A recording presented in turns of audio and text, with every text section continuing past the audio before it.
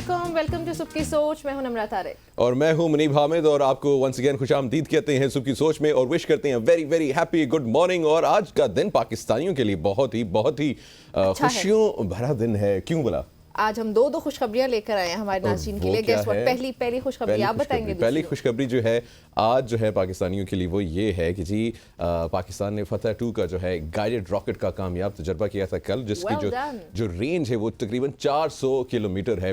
और फतह 2 guided rocket जो है सिस्टम जदीद जो है नेविगेशन सिस्टम से लैस है और ये एक बहुत ही एक बड़ा माइलस्टोन है जो कि पाकिस्तान ने अचीव किया है। बिल्कुल ऐसे ही। और साथ ही दूसरी खुशखबरी भी लेकर आए हम आप लोगों के लिए, वो इसके बारे में ज्यादातर लोगों को पहले ज्यादा से लोग पता इसमें ही इंटरेस्टेड होंगे। इंटरेस्टेड भी ज्यादा लोग इसमें होंगे। पेट्रोल की कीमत में 15 रुपए से जायद की कमी कर दी गई है और नोटिफिकेशन के मुताबिक पेट्रोल की कीमत में 15 रुपए 39 पैसे फी लीटर की कमी की गई है। और जो पेट्रोल की फी लीटर नई कीमत है अब वो 273 रुपए और 10 पैसे मुकर्रर कर दी गई। लेकिन जहां मुनीब इस वक्त जहां पर मौसमियाती जो है पारा सर बुलंद है, वहीं पर जो है सियासी पारा भी सरगर्म जो है हमें दिखाई देता है। और गर्मी की शिद्दत में जो है इजाफे के साथ साथ जो है पाकिस्तान पीपल्स पार्टी की पाकिस्तान तहरीक इंसाफ पर कड़ी तनकीद कहां पीटीआई भी सामने आई है। वो कह रहे हैं कि पीटीआई जानती है कि कहां पे पांव पकड़ने हैं, इसलिए हमसे मुज़ाकरात नहीं जा रहे वो। और बिलावल भुट्टो ने ये गुज़िश्ता रोज असेंबली में कहा। और एक और चीज़ जो है वो कराची के जितने भी हमारे नाजरीन हैं उनके लिए एक बैड न्यूज़ है और वो ये है कि कराची में 16 से 19 तारीख तक मतलब 4 दिन जो है पानी बंद रहेगा। पानी बंद रहेगा कराची में। और जो लोग हैं वो इसलिए जो अपने जितने भी अरेंजमेंट्स करनी हैं पानी के लिए वो कर लें।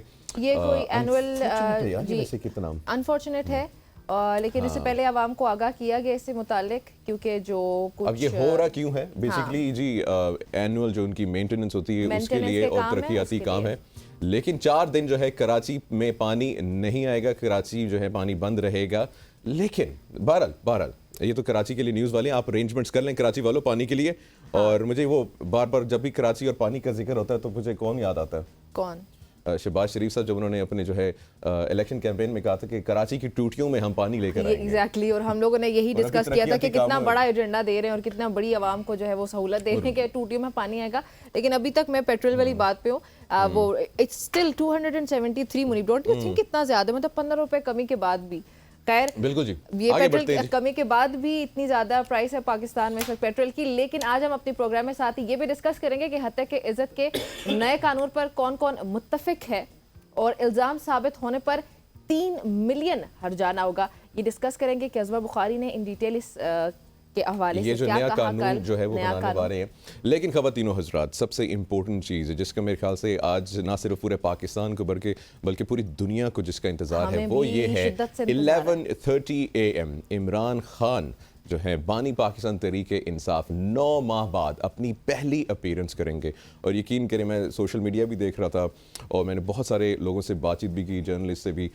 बहुत इंतजार है और कई लोग जो हैं रात को सो भी नहीं सके। एग्जैक्टली। और हैं ऐसे लोग जो सच में नहीं सो पाए और वो इतनी शिद्दत से इंतजार कर रहे 11:30 बजे का कि कब वो अपीयर होता देखेंगे इमरान खान साहब को। उनके लाखों फॉलोअर्स हैं, इस बात से कोई डिनाई नहीं कर। वो डायलॉग भी मुझे याद आ रहा है, इतनी शिद्दत से तुम्हें पाने की कोशिश की है है ना कि हर जर्रे ने मुझे तुमसे मिलाने की अभी everybody is waiting for him to be appearing on TV. लेकिन एक सवाल ये है कि क्या कोई लिंक डाउन कर दिया जाएगा, क्या लिंक डाउन हो जाएगा, क्या होता है ये 11:30 के बाद ही हम देखते हैं। लेकिन एक और अहम पेशरफ्त भी कल सामने आई जिसमें रिलीफ मिला है तहरीक इंसाफ को 190 मिलियन पाउंड केस में।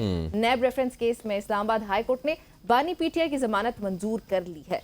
बिल्कुल जी। और chief justice Islamabad high court Aamir Farooq और जस्टिस तारिक महमूद जहांगीर पर मुश्तमिल 2 रुकनी बेंच ने बानी पीटीआई की जमानत की दरख्वास्त पर जो है फैसला महफूज जो है वो सुना दिया था। और साबिक वजीर आजम की जमानत जो है 10 लाख रुपए के मुचलकों के औज जो है मंजूर की गई थी। बाद बानी पीटीआई की जो है 190 मिलियन पाउंड रेफरेंस में जमानत भी जो मंजूरी उसका तहरीरी फैसला जारी कर दिया गया 10 लाख रुपए के मुचलके के इवज। और इसके साथ ही साबिक वजीर आजम नैब तरमीम केस में बजरिया वीडियो लिंक आज सुप्रीम कोर्ट में पेश होंगे। इस पे हम आपसे यही अभी बात कर रहे थे। इन तमाम उमूर पर बात डिस्कशन होगी जी। हमें ज्वाइन करेंगे पाकिस्तान तहरीक इंसाफ के रहनुमा अभी इंशाल्लाह कुछ देर में। इस वक्त हमारे साथ स्टूडियो मौजूद हैं बशार राजा, हमारे रिपोर्टर हैं, उन्हें खुशामदीद कहते हैं। बशार साहब अस्सलाम वालेकुम। वालेकुम गुड मॉर्निंग।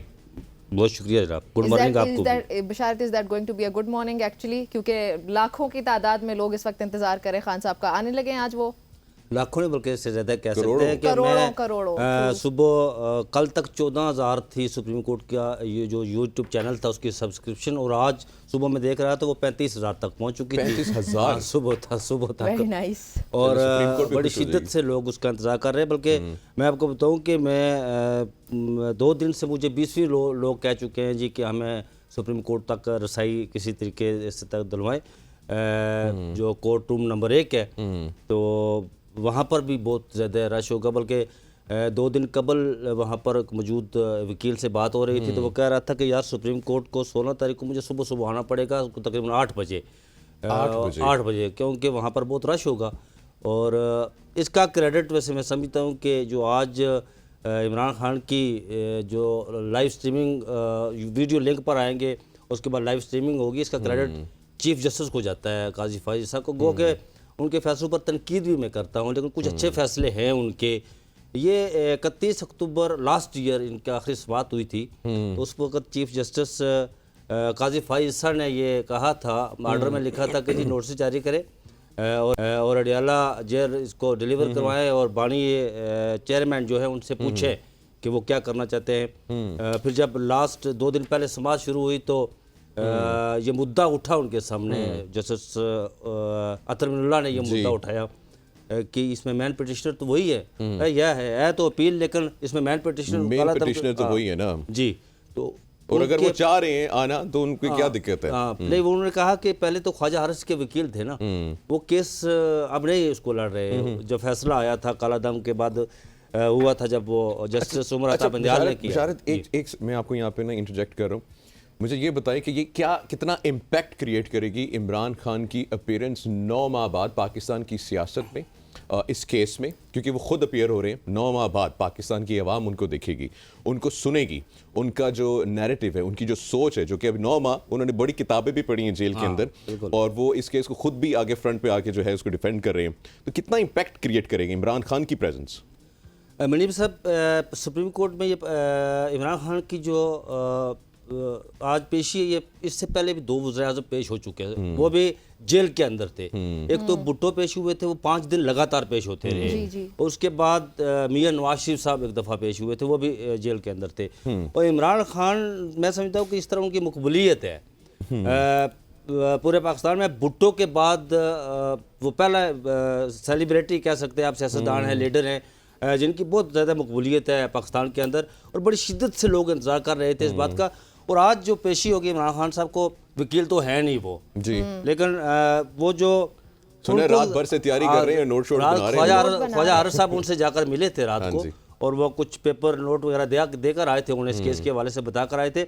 लेकिन खान साहब, मुझे लगता है आज वो हर चीज़ वो क्या डालेंगे वहाँ, वो क्या देंगे, क्या दलाइल होंगे, क्या दलाइल होंगे? मुझे लगता है कि सबसे ज़्यादा स्ट्रॉन्ग जो उनकी दलील होगी वो यही होगी कि इन अमेंडमेंट से उन्हीं को फ़ायदा हो रहा है जो खुद मतलब। अच्छा, ये बड़ी दिलचस्प बात है जी मनीष साहब के निमरा, अगर ये अमेंडमेंट हो जाती है तो सबसे पहले उनको फ़ायदा होता है, वो सारे केस उनके ख़त्म हो जाएंगे। लेकिन वो इसके खिलाफ गए हुए हैं, वो कहते हैं कि जी this is a very good point, because वो नहीं चाहते कि यहाँ पे जो हुकूमत है वो भी फ़ायदा उठा सके। उसका देखिए, उसका ये है कि ये जो नैब है इसमें रिफॉर्म्स होनी चाहिए, लेकिन मैं समझता हूँ कि ये हमेशा पॉलिटिकल इंजीनियरिंग के लिए पाकिस्तान में इस्तेमाल हुआ है हमेशा से। शायद खाकान अब्बासी ये कहते हैं, शायद खाकान अब्बासी, बहुत सारे लोग ये लास्ट हियरिंग में इस पर बड़े सवालात उठे थे।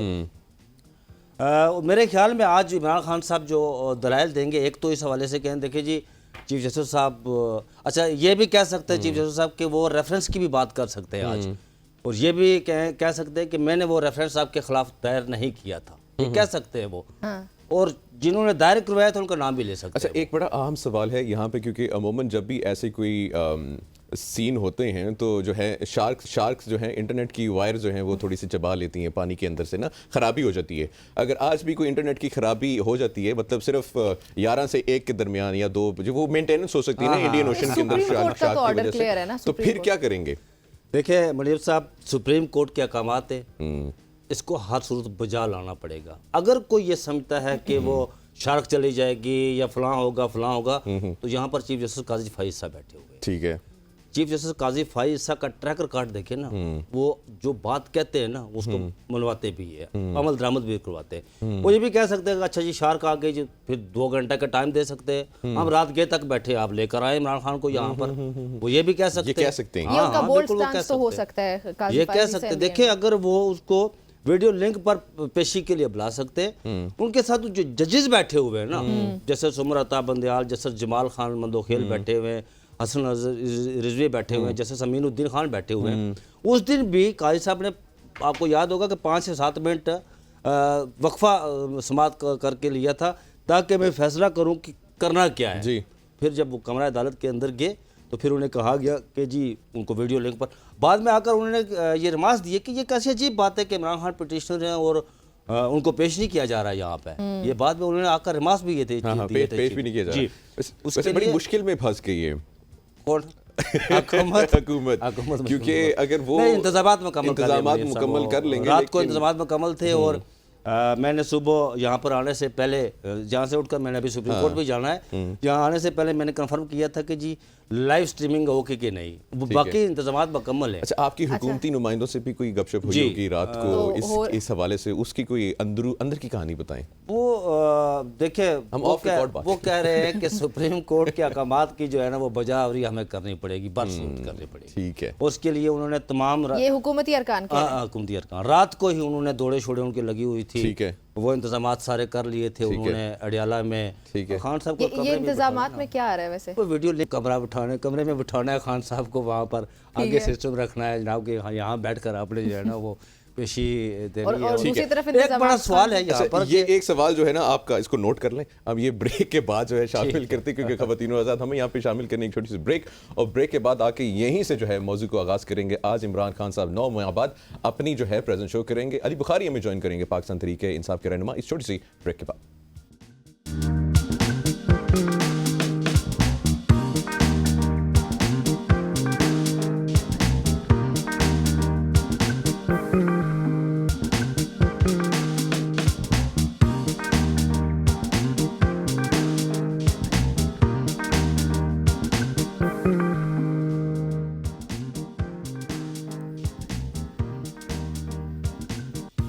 वेलकम बैक जी ख़वातीन हज़रात, एक बार फिर आप सबको खुशामदीद कहते हैं सुबह की सोच में। और हम लोग जो है बातचीत कर रहे थे इमरान खान की रीअपीयरेंस आफ्टर 9 मंथ्स, और पूरा मुल्क, पूरी दुनिया बल्कि इंतज़ार में है। हमें ज्वाइन कर चुके हैं अली बुखारी, पाकिस्तान तहरीक इंसाफ के सीनियर रहनुमा हैं, उन्हें भी खुशामदीद कहते हैं। अली साहब अस्सलाम वालेकुम, गुड मॉर्निंग। वालेकुम अस्सलाम, बहुत शुक्रिया जी आपका। माशाल्लाह, आज की तो आपकी स्माइल भी बड़ी ज़बरदस्त है, चेहरे पर नूर भी है और खुशी भी है।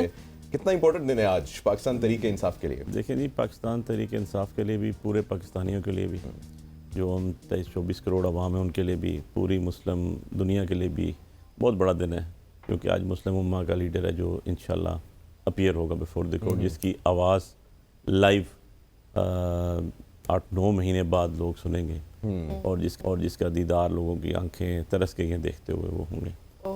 इंशाल्लाह आई एम वेरी होपफुल कि जी आज का दिन भी नहीं आया और आज की शाम भी नहीं हो। चले, तहरीक इंसाफ के लिए आज ये अच्छा दिन है और पाकिस्तानियों के लिए भी, जिस तरह बता रहे हैं, लेकिन दलाइल क्या देंगे आज खान साहब? हमने सुना है कि बड़े कोई नोट्स वगैरह तैयार किए हैं उन्होंने। खान साहब तो नोट्स देते हैं जी, वो मेरा ख्याल है मैं 8-9 महीने में सबसे ज़्यादा उनसे मुलाकात होने वाले लोगों में शामिल हूँ। क्या बात है। और वो तो एक एक चीज़ को ऊपर बाकायदा ब्रीफिंग देते हैं, उनके पास सारा, because is a very knowledgeable man.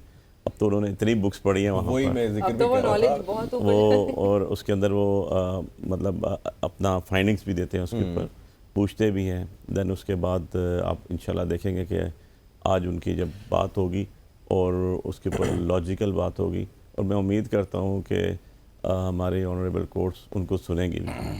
अच्छा, यहाँ पे ना 2 पॉइंट्स हैं। एक पहला पॉइंट ये है कि 9 माह उनकी जो रीअपीयरेंस होगी पाकिस्तान के, हम कह सकते हैं टेलीविज़न चैनल्स के ऊपर, क्योंकि कल ये भी बहस चल रही थी कि अब जो यूट्यूब पे तो स्ट्रीम जा रही है, लेकिन क्या वो चैनल्स पे आएगी या नहीं आएगी, ठीक है, एक ये बहुत बड़ा सवाल था। दूसरा सवाल ये कि वो कितना बड़ा इम्पैक्ट क्रिएट करेंगे पाकिस्तान की पॉलिटिकल अरीना में। देखिए, पहली बात तो यह है कि उनकी appearance supreme court of Pakistan में हो रही है, ना ही किसी निजी चैनल की टीवी पे हो रही है, ना ही सरकारी चैनल की टीवी पे हो रही है, और सुप्रीम कोर्ट से बड़ा इंस्टीट्यूशन कोई भी नहीं है, ठीक है। आपने जो एक और इंस्टीट्यूशन था जिसको हम नेशनल असम्बली कहते हैं, कानून साज असम्बली, उसमें तो आपने उन समेत हम लोगों को भी नहीं आने दिया, ज़बरदस्ती बाहर कर दिया, उन पर पाबंदी लगा दी, हमें फॉर्म जाली 47 बना के बाहर बैठाया हुआ। सो अब सुप्रीम कोर्ट अगर उनको बुलाती है, और सुप्रीम कोर्ट ऑफ पाकिस्तान जो कॉन्स्टिट्यूशनली पाकिस्तान का सबसे बड़ा अदल व इंसाफ का इदारा है, अब वहाँ पर जब आप उनकी अपीयरेंस है और वो किसी टेलीविज़न पे चैनल पे ऊपर टेलीकास्ट नहीं होगी तो बहुत बड़ी जाती है। और मैं नहीं समझता हूँ कि कोई including prime minister of Pakistan, उससे बड़ा एग्जेक्टिव तो किसी के पास अथॉरिटी नहीं होती, वो भी ऐसा करेंगे और उसके ऊपर इम्प्लीमेंट होगा। क्योंकि आप में चैनल्स ने भी देखें, प्राइवेट चैनल्स हैं, गवर्नमेंट चैनल्स हैं, सब बिज़नेस अब, और आपने सबसे प्राइम ऑब्लिगेशन जो है वो ये है कि आपने लोगों को प्रॉपर रिपोर्टिंग करनी है, ऑनेस्टली, फेयरली। लेकिन ये ऑनेस्टली, फेयरली, ट्रांसपेरेंसी वो नहीं होगी जो आपने इलेक्शन में 47 फॉर्म करके की है। ये ऑनेस्टली ट्रांसपेरेंसी ये है कि जो है आहिस्ता फैसले जी एज इट इज़ की बुनियाद पे आप उनको लोगों को दिखाएं। फैसले रिवर्स होने से सुप्रीम कोर्ट में एक्चुअली कितने बंदे आके बैठ सकते हैं? वहाँ पर तो एक लिमिटेड जगह है, लिमिटेड लोगों ने आना है, लिमिटेड लोग बता रहे हैं बेचारे साहब से सुबह 8 बजे से वहाँ पे लाइनें लगी नंबर 1 में जगह ही नहीं होनी। So on the other side अगर आप देखें तो उनको पूरी दुनिया देखने के लिए तरस रही है। सो पता चल जाएगा आपको एक दफ़ा उनके पेरेंट्स होगी, एक आवाज़ इमरान खान साहब की इस टाइम, एक आवाज़ मैं कहता हूँ सारी दुनिया में तहलका मचाएगी। आप देख लीजिएगा, लोगों के इमोशंस देख लीजिएगा, लोगों का उनसे प्यार देख लीजिएगा, और आपको पता चलेगा कि जो लीडर होता है, जो ओरिजिनल अल्लाह ने जिसको लीडर बनाया होता है, वो जेल में रह के भी कैसा होता है। एंड आई होप कि आप सब लोग उसको उनको लाइव सुने, आपको मज़ा आएगा कि 9 महीने बाद भी वो शख्स जिसका नाम इमरान खान है, वो इतनी क्वालिटीज़ का मालिक और इतना उभर के सामने आए हैं। वो कहते हैं ना, इतने ज़्यादा मज़ीद पॉलिश हुए हैं और उनमें खुदा के ऊपर एतकाद इतना बड़ा है कि आप 2 दफ़ा बात करेंगे तो आपको उनकी बात से जो कॉन्फिडेंस लेवल नज़र आएगा, और वो हर चीज़ के ऊपर। अच्छा, यहाँ पे ना एक सवाल मैंने बशारत से भी पूछा था, वो ये था कि पाकिस्तानियों को ना, हम लोग वैसे नॉर्मल डिस्कशन कर रहे थे, उनको डाउट था कि अभी भी मतलब डाउट है कि शायद प्रेजेंस ना हो उस तरीके से, जो है जो है रिपेयरिंग एंड मेंटेनेंस का काम हो सकता है इंडियन ओशन में, वायर्स का, जिससे कुछ मुतासिर भी हो सकते हैं। अगर ये केस होता है तो फिर क्या होगा आगे? देखिए जी, सबसे पहले तो disobedience of the court order हो जाएगी, नंबर 1।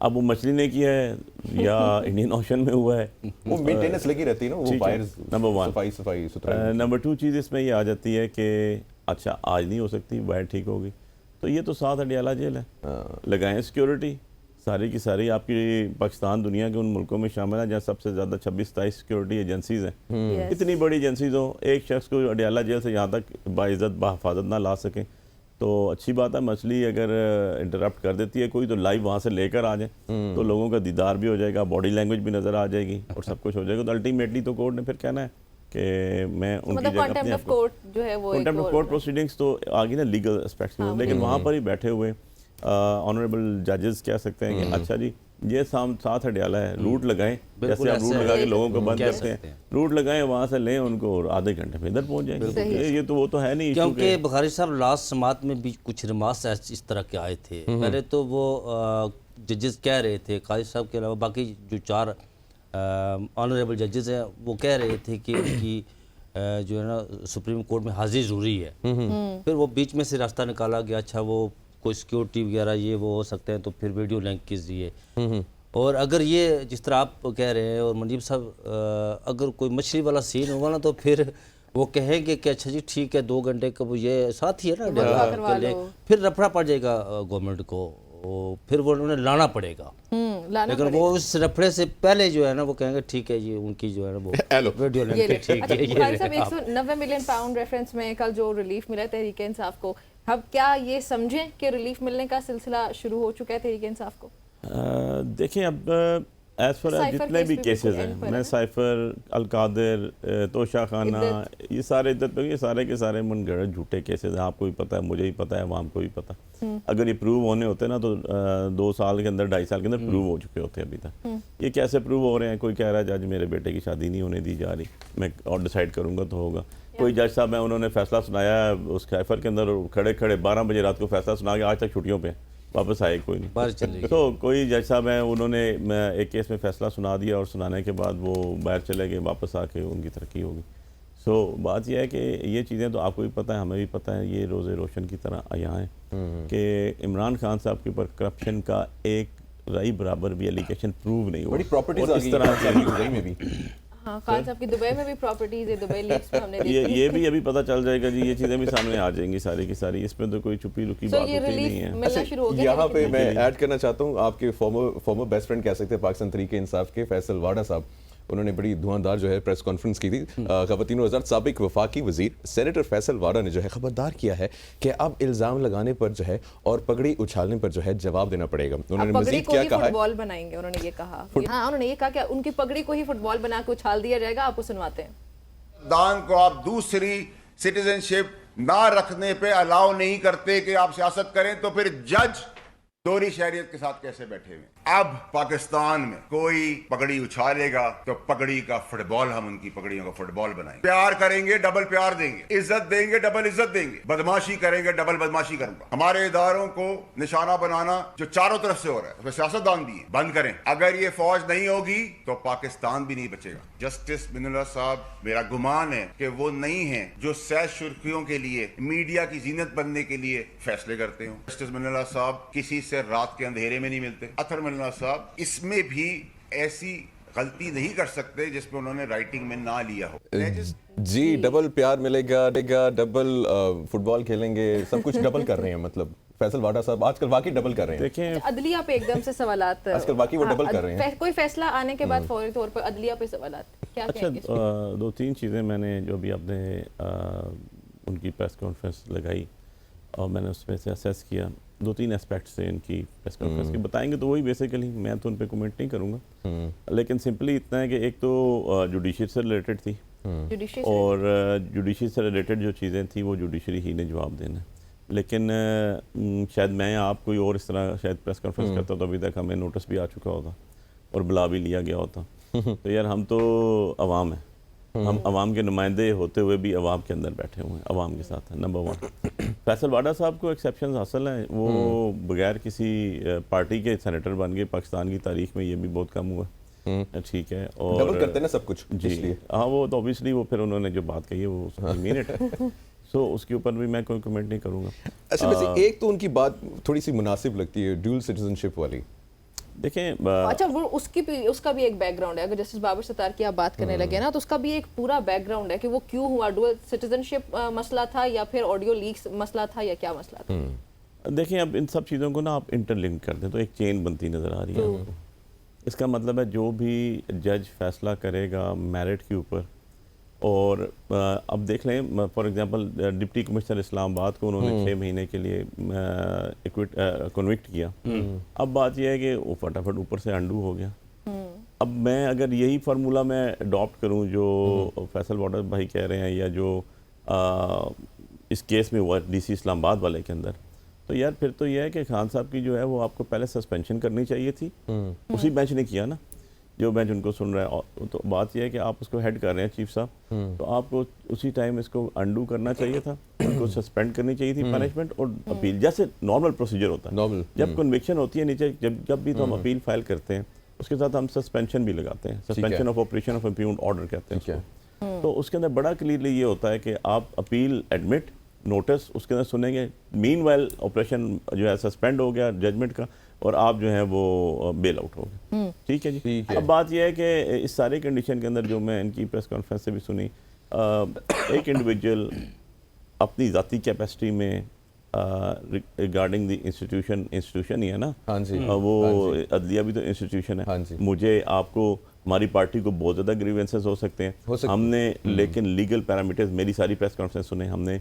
अभी भी आपके सामने मैंने 2-3 जजेस जो जिन्होंने ट्रायल किए जिन्होंने उनकी बात की, लेकिन फैक्ट्स के ऊपर मबनी की, और उसके बाद एक अपनी लिमिटेड उसके अंदर रहते हुए की कि डोमेन के अंदर के यार उनके हद तक अपना गिला ज़रूर रिकॉर्ड करवाऊँ, लेकिन एक सम टू द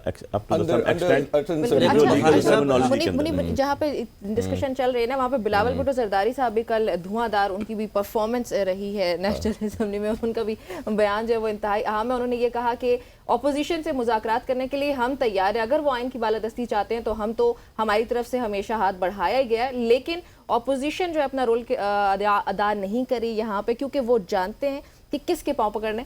ये आपको सुनवाते भी हैं।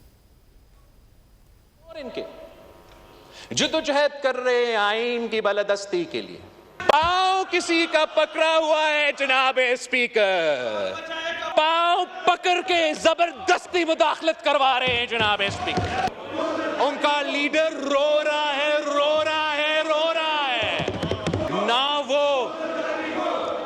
अवाम का मसाइल हल करना चाहते हैं, ना वो जमहूरियत में कोई दिलचस्पी रहते हैं। ये तो गैर संजीदा है जनाबे स्पीकर, ये मुनाफिकत का सियासत है जनाबे स्पीकर। राइट जी ख़वातीनो हज़रात, आपने चेयरमैन पाकिस्तान पीपल्स पार्टी की भी जो है ये स्टेटमेंट सुनी है। इमरान खान रो रहा है और वो जानते हैं किसके पैर पकड़ने हैं। ये किसके पैर हैं और वो क्यों रो रहे हैं? भुट्टो, ये बिलावल भुट्टो जब अभी आपने जो सुनाई, मुझे एकदम से वो जुल्फ़कार भुट्टो याद आ गए जी। वो इसलिए कि उन्होंने सिकंदर मिर्ज़ा तक पहुंचने के लिए जो रास्ता अख्तियार किया था ना, वो किसी से डका छपा नहीं है। मुख्तलिफ कुतुब में लिखा हुआ है, जावेद इकबाल की कुतुब में भी लिखा हुआ है, डॉक्टर जसर जावेद इकबाल की किताब में, पाकिस्तान की बड़ी मशहूर किताब है कुदरतुल्लाह शाह की शाबनामा, उसमें भी लिखा हुआ है। क्या लिखा हुआ है? फिर डैडी किसको कहा गया था? डैडी जुल्फ़कार भुट्टो ने कहा था ना अयूब खान को, मैंने नहीं कहा था, बुखारी साहब ने नहीं कहा था, आपने भी नहीं कहा था। उसके बाद मोहतरमा जब आई थी, वो अब तो वो इस दुनिया से चली गई, अल्लाह उनकी मग़फ़िरत करे, आमीन। लेकिन जब वो जनरल असलम बेग साहब जिंदा है, उनसे जाकर पूछे, पता करें कि वहाँ क्या हुआ था, फिर हुकूमत किस तरह 88 में उन्हें मिली थी। फिर जरदारी साहब ने कहा था जी कि मैं ईंट से ईंट बजाऊँगा। फिर वो जब वापस चले गए थे तो फिर उसके बाद क्या हुआ था? फिर वो दुबई चले गए थे, हाँ दुबई चले गए थे 30 साल के लिए। तो फिर क्या हुआ था जब वो पाकिस्तान आए थे? जब पाकिस्तान आए थे एनआरओ किससे लिया था आपने? मैंने नहीं दिया था, बुखारी साहब, मुनीर साहब, आपने तो नहीं दिया होगा ना, वो तो जनाब शरफ ने दिया था ना। तो कौन मुज़ाकरात कर रहा था? थोड़ा सा बिलावल भुट्टो साहब को ये करते हुए, जस्टिस जावेद इकबाल कहते लिखते अपनी किताब में जी कि मैं एक दफ़ा अंबायर गए तो अयूब खान सिकंदर मिर्ज़ा की कैबिनेट में ये थे, उस वक़्त साथ थे उनके जुल्फ़कार भुट्टो। तो अयूब खान का उस वक़्त नया वो प्लान बना रहे थे कि मैं गवर्नमेंट में टेकअप करूँगा, लूँगा, इस तरह सारा कुछ। तो वहाँ पर बैठे हुए थे, तो मैंने ये अयूब खान की तरफ जा रहे थे। सिकंदर मिर्ज़ा सदर था, लेकिन इनका ज़्यादा झुकाव भुट्टो का अयूब खान की तरफ था। तो मैंने पूछा, यार कि ये जो आप सिकंदर मिर्ज़ा प्रेसिडेंट है, तो आप इनके बजाय उधर क्यों जा रहे हो? उसने कहा जी मैं इसलिए जा रहा हूँ कि ये मेरे डैडी कहीं नाराज़ ना हो जाए। ये जस्टिस जावेद इकबाल ने अपनी किताब में लिखा हुआ है। बिलावल भुट्टो साहब को थोड़ा सा तारीख के साथ ये चीज़ें याद रखनी चाहिए थी। लेकिन बिलावल के साथ साथ अली बुखारी साहब की तरफ आऊँगी, तहरीक इंसाफ को भी तारीख से थोड़ा बहुत कुछ ना कुछ सबक लेना ही पड़ेगा कि बीबी का आपने नाम लिया, उनको भी मुज़ाकरात करने पड़े इन दी एंड, चाहे वो उन्हीं जर्नलों से क्यों ना करने पड़े जिन्होंने फांसी सुनाई हो। सो तहरीक इंसाफ मुज़ाकरात से क्यों इस तरह पीछे हट रही है? देखें जी, दो चीज़ें हैं इसके अंदर बड़े क्लियरली। बिलावल साहब ने जो ये अभी आपने मुझे स्पीच सुनाई उनकी फ्लोर ऑफ द हाउस के ऊपर, ये तो एक ड्रामा था, इसमें नथिंग एल्स एक्सेप्ट इसमें मुझे हंसना ही पड़ा कि यार ये क्या बात कर रहे हैं, ना इनके पास फैक्ट्स फिगर्स हैं, ना इनकी प्रॉपर तरीके से इन्होंने प्रिपरेशन की हुई है उसके ऊपर, और बैठ गए और वो एक तकरीर कर रहे हैं। भाई बात ये है कि आप जिसके साथ बैठे हुए हैं कोलिशन के अंदर करके, आप तो न तीतर है ना बटेर है। आप तो 17 सीटों वाले प्राइम मिनिस्टर को सपोर्ट कर रहे हैं, कॉन्स्टिट्यूशनल सीट्स के ऊपर आप बैठ गए आके, और अब होपफुली ये लग रहा है कि जी बहुत जल्द आप गवर्नमेंट में भी शामिल हो जाएंगे। आपने अपना एक प्रोविंस रखा हुआ है एंड दैट्स इट। बात ऐसे नहीं है, बात ऐसे है कि कॉन्स्टिट्यूशन की बात करते हो तो उसको लेटर एंड स्पिरिट के अंदर मानना भी पड़ता है। आप अपनी सारी हिस्ट्री इनकी उठा के देख लें, सारी हिस्ट्री, कैसे ये अलकाबात यूज़ करते थे जनरल ज़िया के लिए, कैसे कैसे ये इन्होंने अल्फाज यूज़ किए। किधर गई वो पीपल्स पार्टी? वो तो इनके साथ है ही नहीं। हाँ जी, किधर गई बेनज़ीर भुट्टो की इवन पीपल्स पार्टी? पिछले 2 दिन पहले 3 दिन पहले इजाज़ुल हक साहब इनके साथ बैठे हुए थे।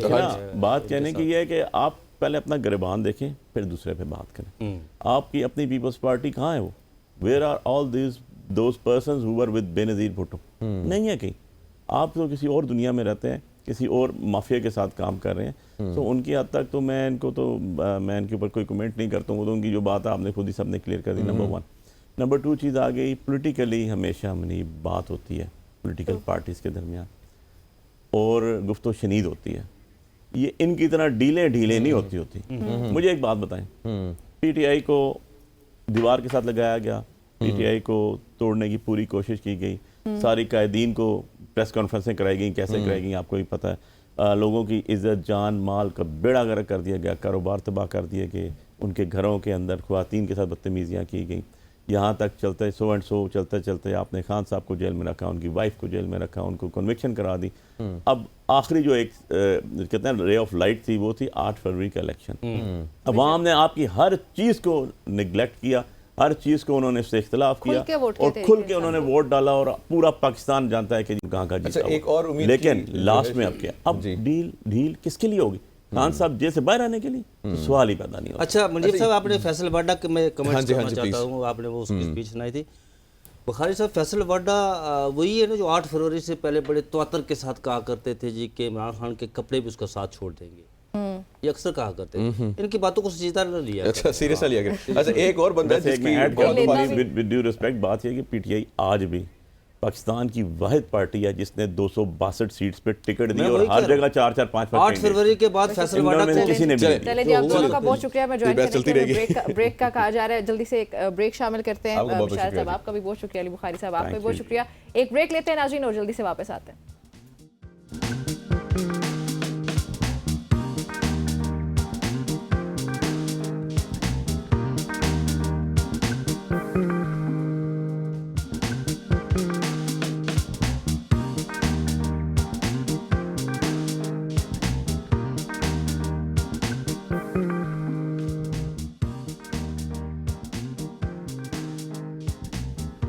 Welcome back everybody. अच्छा, 2 माह से पोर्ट पर फंसे कंटेनर क्लियर ना होने पर all Pakistan timbers association, traders association और कराची टिम्बर मर्चेंट्स ने कारोबार बंद करने और एहतजाज करने का ऐलान किया। ये एक बड़ी खबर है। कराची टिम्बर मार्केट आज बरोज़ जुमेरात बंद रहेगी, जबकि ताजर दोपहर 3 बजे प्रेस कॉन्फ्रेंस करेंगे, जबकि कराची टिम्बर मर्चेंट्स के ताजर आइंदा भी जो है वो उन्होंने अपना एहतजाजी लाए अमल इख्तियार कर लिया और उसका ऐलान भी कर दिया। अब इस मुल्क का अलमिया ये है नाज़रीन कि जब तक कोई सड़कों पर नहीं आता तब तक बातचीत नहीं होती, तब तक बात सुनी नहीं जाती है। अब एक बार एक बार फिर से इनको भी यहाँ मर्चेंट्स को बाहर आना पड़ा है। मजीद तफसीलात भी मजीद तफसीलात जानते हैं शर्जील गोपलानी साहब से, उन्होंने हमें ज्वाइन किया हुआ है। सर अस्सलाम वालेकुम, गुड मॉर्निंग। वालेकुम सलाम, गुड मॉर्निंग। अच्छा सर, सबसे पहले तो मैं आप चाहूँगा कि अभी हमने ब्रीफली एक्सप्लेन करने की कोशिश की है आवाम को ये क्या मसाइल हैं, लेकिन हम चाहेंगे कि आप अपनी ज़ुबानी भी एक्सप्लेन कर दें कि क्या मुश्किलात हैं इस वक्त। देखिए, टिम्बर जो है वो फॉरेस्ट का आइटम है और टिम्बर जो हमारे मुल्क या कहीं भी किसी भी मुल्क में रहने के लिए दरख्त जो है वो अहम किरदार अदा करते हैं। ठीक है। आपका जो क्लाइमेट चेंज का जो पूरी दुनिया में प्रॉब्लम चल रहा है उसमें 2 चीज़ें मेन फैक्टर्स हैं, या तो आपके पास फॉरेस्ट कम होंगे या आप जो कार्बन डाइऑक्साइड बहुत ज्यादा प्रोड्यूस कर रहे हैं। ठीक है। इसी वजह से ये क्लाइमेट चेंज का प्रॉब्लम आ रहा है। ठीक है। हमारे पास जो जमीन का रकबा है वो international United state of department of agriculture का जो सर्वे है वो ये बता रहा है कि 2.75% हमारे पास टोटल फॉरेस्ट है पाकिस्तान में, जो पाकिस्तान का सर्वे सर कम से कम 25% होने चाहिए। कम से कम 25% होना चाहिए, जो कि आप अपने ये भी फिर फॉरेस्ट में से दरख्त काट सकते हैं, अदरवाइज आपको अपने फॉरेस्ट नहीं काटने चाहिए। और ये इंडिया के पास 11% इस वक्त जंगलात हैं। ठीक है। 4% आपके पास टोटल जंगलात है आपकी पाकिस्तान गवर्नमेंट की रिपोर्ट के मुताबिक। ठीक है। अब हमने गवर्नमेंट ऑफ पाकिस्तान के साथ मिलकर पिछले 20 साल में मेहनत ये की, हमने हमारी एसोसिएशन ने कि हमने 0% कस्टम ड्यूटी करवाई, इसके ऊपर इनकम टैक्स कम करवाया और दुनिया की जो दूसरी भी इन्वायरमेंट की एजेंसीज है उन्होंने भी गवर्नमेंट ऑफ पाकिस्तान को प्रेशर किया आप अपने फॉरेस्ट को रिजर्व करें। टिम्बर इंपोर्ट्स पर उसकी ड्यूटी खत्म करवाई ताकि हम अपनी जरूरत की जो टिम्बर है वो बाहर से इंपोर्ट करें और हमारे फॉरेस्ट बच जाए। ठीक है। अनफॉर्चुनेटली 2 साल पहले तक आपके जंगलात नहीं कट रहे थे और जितनी लकड़ी इंपोर्ट होती थी वो कराची से लेके गिलगित बल्तिस्तान तक यही लकड़ी हमारी जरूरत पूरी कर रही थी। ठीक है। लेकिन 2 साल पहले गवर्नमेंट ने हम पे लगा दिया इंपोर्ट परमिट, और ये इंपोर्ट परमिट हमने लेना है डिपार्टमेंट ऑफ एग्रीकल्चर से, अपना डिपार्टमेंट ऑफ प्लांट प्रोटेक्शन से और मिनिस्ट्री ऑफ एग्रीकल्चर के अंडर। अच्छा, ये परमिट लगाया ये पाकिस्तान तरीके इंसाफ की गवर्नमेंट में लगा या पीडीएम की गवर्नमेंट में लगा? देखिए, ये लगा है आपकी पीडीएम की जो नई गवर्नमेंट आई उसमें जाके। ठीक है। ठीक है। ठीक है। जब लगा हमने फौरी तौर पे मिनिस्ट्री ऑफ कॉमर्स से रब्ता किया। मिस्टर इस्माइल साहब उस वक्त इनके जो वो थे अपना, ठीक है, इनके मिनिस्टर थे, फाइनेंस मिनिस्टर, और पहली दफा वो इन्होंने 3 महीने के लिए सस्पेंड कर दिया लोग।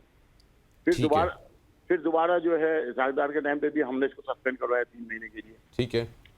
इसके बाद इन्होंने जो अपनी तजावीज दी मिनिस्ट्री ऑफ एग्रीकल्चर ने, मिनिस्ट्री ऑफ कॉमर्स ने, हम पे इम्पोज कर दिया कि हमने इम्पोर्ट परमिट लेना ही लेना है। और हमारा मकसद सिर्फ ये था, हमें इम्पोर्ट परमिट का इशू नहीं है, 5,000 रुपए की सिर्फ फीस है जिससे इम्पोर्ट परमिट मिलता है कि आपने जितना भी माल मंगाना है आप 5,000 रुपए की फीस वन टाइम पे कर दें। मसला 5,000 मसला है करप्शन का इस मुल्क का। मसला ये है कि कोई डिपार्टमेंट किसी काम के ऊपर अगर मुसल्लत किया जाता है तो वो तबाही का जरिया बनता है डिपार्टमेंट उस काम को। पहले आपकी सनतों को तबाह किया गया, अब आपकी ट्रेड को तबाह किया जा रहा है। हम आज तक जो है कि या तो इंक्वायरी कमीशन बना के लोगों का बेड़ा गर्क करते हैं या हम कोई डिपार्टमेंट को सर के ऊपर बिठा के उसका बेड़ा गर्क करते हैं। अब हुआ ये कि हमारे जब कंटेनर पहली दफा जब ये इम्पोर्ट परमिट लगा तो 275 हमारे कंटेनर रोक दिए गए इनकी नाअहली की वजह से। और उस वक्त $मिलियन जो है हमने डैमेज डिटेंशन भरा और सारा पैसा आप फॉरेन एक्सचेंज आपको बाहर चला। इस वक्त मसला ये हुआ है कि ईद की छुट्टियों की वजह से या और ये क्यों, थोड़ा माजरत के साथ इंटरजेक्ट कर रहा हूँ, मैं जानना चाह रहा हूँ बेहतर इन्फॉर्मेशन के लिए ऑडियंस की भी समझ में आई, ये जो 275 कंटेनर रोके थे इसकी क्या वजह बताई थी हुकूमत ने? इसकी वजह ये बताई कि इन्होंने इम्पोज कर दिया कि आपने इम्पोर्ट परमिट के बगैर हम माल नहीं छोड़ेंगे। और कंटेनर पोर्ट पे पहुंचे 14 तारीख को और आपकी वेबसाइट लॉन्च हो रही है 16 तारीख को। ठीक, तो आप मुझे बताएं, कंटेनर पहले उतर गए हैं, वेबसाइट आप बाद में लॉन्च कर रहे हो, तो कैसे हम इम्पोर्ट परमिट लेंगे? अच्छा ठीक है ठीक है ठीक है। अच्छा अब प्रॉब्लम इस दफा ये हुआ है, इनका एक कानून ये है कि आप परमिट इशू करते हैं 6 महीने के लिए। ठीक है। अब अगर 6 महीने पे एक्सपायर हो जाता है तो आप दोबारा इसको लेंगे 6 महीने के लिए, लेकिन थर्ड टाइम आपको ये नहीं मिलेगा इम्पोर्ट परमिट।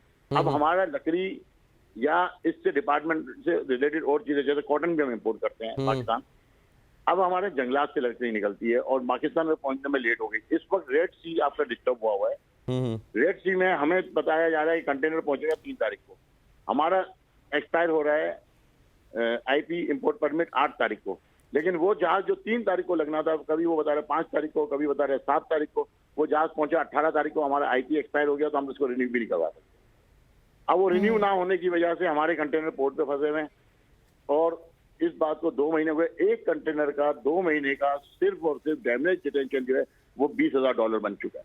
ठीक है। $10,000 की जिसकी वर्थ है वो $20,000, और वो $20,000 आपके पास नहीं आएंगे, गवर्नमेंट ऑफ पाकिस्तान को नहीं मिलेंगे, वो चले जाएंगे आपके फॉरेन एक्सचेंज में कन्वर्ट होके। अच्छा शर्जील साहब, हमारे पास वक्त कम है, अब ये बताइएगा कि इसके आगे का क्या लाएमल है? आपने जो कारोबार बंद और एहतजाज का ऐलान किया है, डिमांड्स क्या हैं, ये कब तक जारी रहेगा? आपकी कोई बातचीत हुई है गवर्नमेंट से या नहीं हुई है?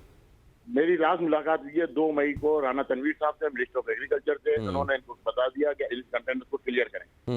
ऑन दी स्पॉट 2 मई को आप अल्लाह दिता जो डीजी था उसको हटा के नए तारिक खान को डीजी को चार्ज दिया गया डिपार्टमेंट का, लेकिन आज 12 दिन गुजरने के बावजूद भी ये मसला हल नहीं हो रहा।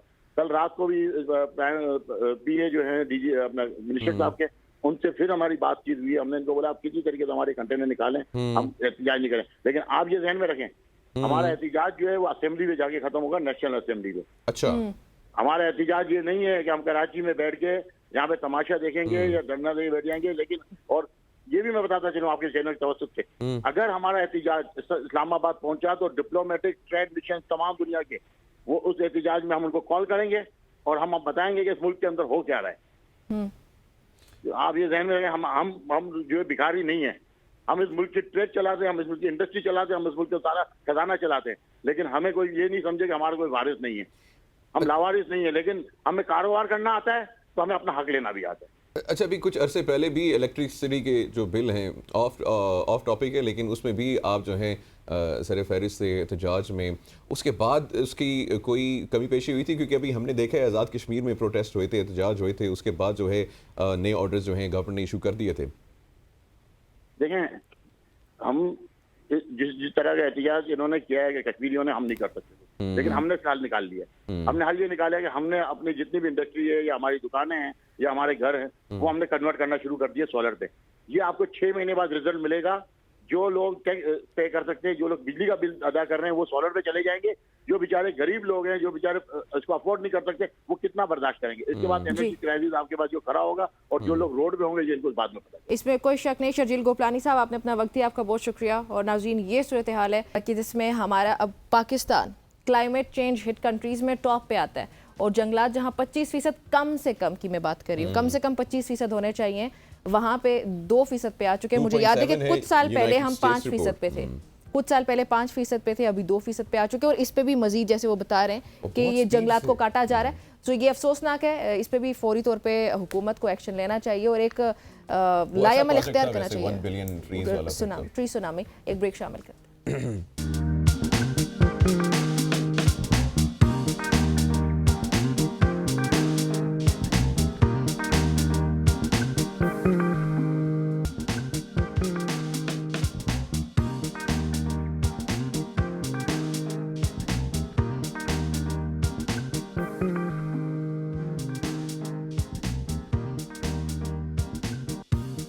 चलिए जी, वेलकम बैक एवरीबॉडी। अभी हम आपके साथ कुछ बहुत इंटरेस्टिंग, ये हमारा सेगमेंट होने जा रहा है और इंटरेस्टिंग खबरें हम आपके साथ शेयर करने लगे। बीजिंग में चाइनीज़ फॉरेन मिनिस्टर वांग जी, उनके हमरा एक जॉइंट प्रेस कॉन्फ्रेंस से खिताब में हमारे जो आपके इसहाक फाइनेंस फॉरेन मिनिस्टर भी हैं और डेप्यूटी प्राइम मिनिस्टर भी हैं, इसहाक डार साहब, उन्होंने चीन की तरफ से गर्मजोशी पर मबनी इस्तकबाल को सराहा। फिर साथ ही पाक चीन तस्वीराती मुज़ाकरात 5वें दौर के 1 साल बाद हुए और पाकिस्तान के नायब वज़ीर आज़म, नायब वर्ड में भूल गई थी, नायब वज़ीर आज़म और वज़ीर ख़ारिजा सेनेटर इसहाक डार ने पाक चीन दोस्ती और इलाकाई और आलमी अमन इस्तेहकाम के लिए ज़रूरी करार दिया इसको। और ये वाकई बात भी ठीक है, ये इंपॉर्टेंट है तो सही। बिल्कुल जी, और इस मौजू के ऊपर गुफ्तगू करने के लिए इस वक्त इन स्टूडियो हमारे साथ मौजूद हैं मुस्तफ़ा हैदर साहब। आप माशाल्लाह से एग्जीक्यूटिव डायरेक्टर हैं पाकिस्तान चाइना इंस्टीट्यूट और ओवरऑल जो है ओवरसी कर रहे हैं पाकिस्तान और चाइना के जो बिजनेस जितने भी प्रोजेक्ट्स हैं और भी बहुत कुछ है, उनसे खुद जानते हैं, उनको वेलकम करते हैं। मुस्तफ़ा साहब अस्सलाम वालेकुम, वेरी गुड मॉर्निंग। अस्सलाम जी, thank you for having me, it's a pleasure to be here. शहद से मीठी पहाड़ों से ऊंची, समंदर से गहरी, पाक चीन दोस्ती जिंदाबाद। राइट, कहाँ तक पहुंची ये दोस्ती और ये प्रोजेक्ट्स? और पहले तो जी आपने एक बड़ा अच्छा मौजू चुना है आज। ये बहुत इंपॉर्टेंट टॉपिक है पाकिस्तान के लिए, पाकिस्तान की आवाम के लिए एंड पाकिस्तान के फ्यूचर के लिए। और जैसे मैं आपसे अभी बात कर रहा था शो शुरू होने से पहले कि हमारी जितनी इन्वेस्टमेंट पाकिस्तान में प्रेडोमिनेंटली आई है 2013 ऑनवर्ड से, वो चाइना से आई। ठीक है। और मैं ये समझता हूँ कि ये जो एक बिग पावर कंपटीशन हो रही है दुनिया में, जिसमें एक वेस्ट वर्सेस चाइना है, उसमें पाकिस्तान ने बड़ा एक दानाई के साथ फैसला किया कि हम कैंप पॉलिटिक्स में, ब्लॉक पॉलिटिक्स में नहीं आएंगे, लेकिन हमने उनके साथ एंगेज करना है जो हमें इकोनॉमिकली एम्पावर करें ताकि we can feed our people. और ये विजिट मैं समझता हूँ प्राइम मिनिस्टर शहबाज शरीफ का प्रीलूड है, डिप्टी प्राइम मिनिस्टर साहब का visit. So I think it's a crucial visit. I think it's the most important visit of the top level of the government outside Pakistan, because second phase of CPEC शुरू होने लगा है। और आपने अभी शहद की बात की है, तो पहले तो आपने शहद की एक बोतल खा ली है ना जी, पहले 10 साल की, तो अभी जो दूसरी खास जो बेर के दरख्त की आने लगी है शहद, CPEC 2.0, this is for that. तो समंदर की गहरी दोस्ती है, उसमें से कुछ पर्ल्स भी निकल आएंगे फिर, अब हो सकता है पर्ल्स देखें ना। पर्ल्स ये हैं कि पर्ल्स बड़े आ सकते हैं अगर आप चाहें। ओके, अगर आप चाहें, हम नहीं चाह रहे, अगर हम चाहें तो उसमें ये है कि देखें जब पर्ल्स होते हैं तो दे हैव ऑप्शंस। ठीक है, चाइना के पास पैसे, they have the investment capacity, they have equity, they have the experience of investing in other countries. ठीक है। आपका उन्होंने चुनाव इसलिए किया था क्योंकि आपके उनके साथ सियासी ताल्लुकात बहुत अच्छे थे। बात ही है जिसे कहते हैं आयरन क्लैड ब्रदरहुड जिसे कहते हैं, बात ही है इन चाइनीज इट्स कॉल्ड। लेकिन as we have seen the belt and road initiative ने इवॉल्व किया है तो और भी डेस्टिनेशंस आ गई। इंडोनेशिया है, मलेशिया है, बांग्लादेश है, आसियान ममालिक हैं, थाईलैंड है, अफ्रीका में है। हमारा दो मैं समझता हूँ मेजर चैलेंजेस हैं जो हमें निपटाने की ज़रूरत है। एक है कि ease of doing business and one window solution, जिसमें एक SIFC भी मैं समझता हूँ रोल, एक मुस्बत रोल अदा कर सकती है। That's a positive step. It's a positive step to cut through the red tape. So an investor doesn't have to run from pillar to post. एक इन्वेस्टर चाहता है वो आए, वो धंधा करे, पैसे बनाए और जाए। वो नहीं चाहता कि उस पर धमाके हो जाएं, वो मारा जाए या उसके पैसे फंस जाएं। सिक्योरिटी दूसरा है सिक्योरिटी का इशू। दूसरा है सिक्योरिटी का इशू कि उनकी पिछले 1.5 साल में जो इंसिडेंट्स हुए हैं, जो अभी अनफॉर्चुनेटली दासू पे हुआ, ग्वादर में हमने पिछले 3 महीने में इतने ज्यादा सर्ज देखा है जी, unfortunately, which is considered the bedrock of CPEC। उसमें and it's a completely cordoned off place, but despite that we have scene.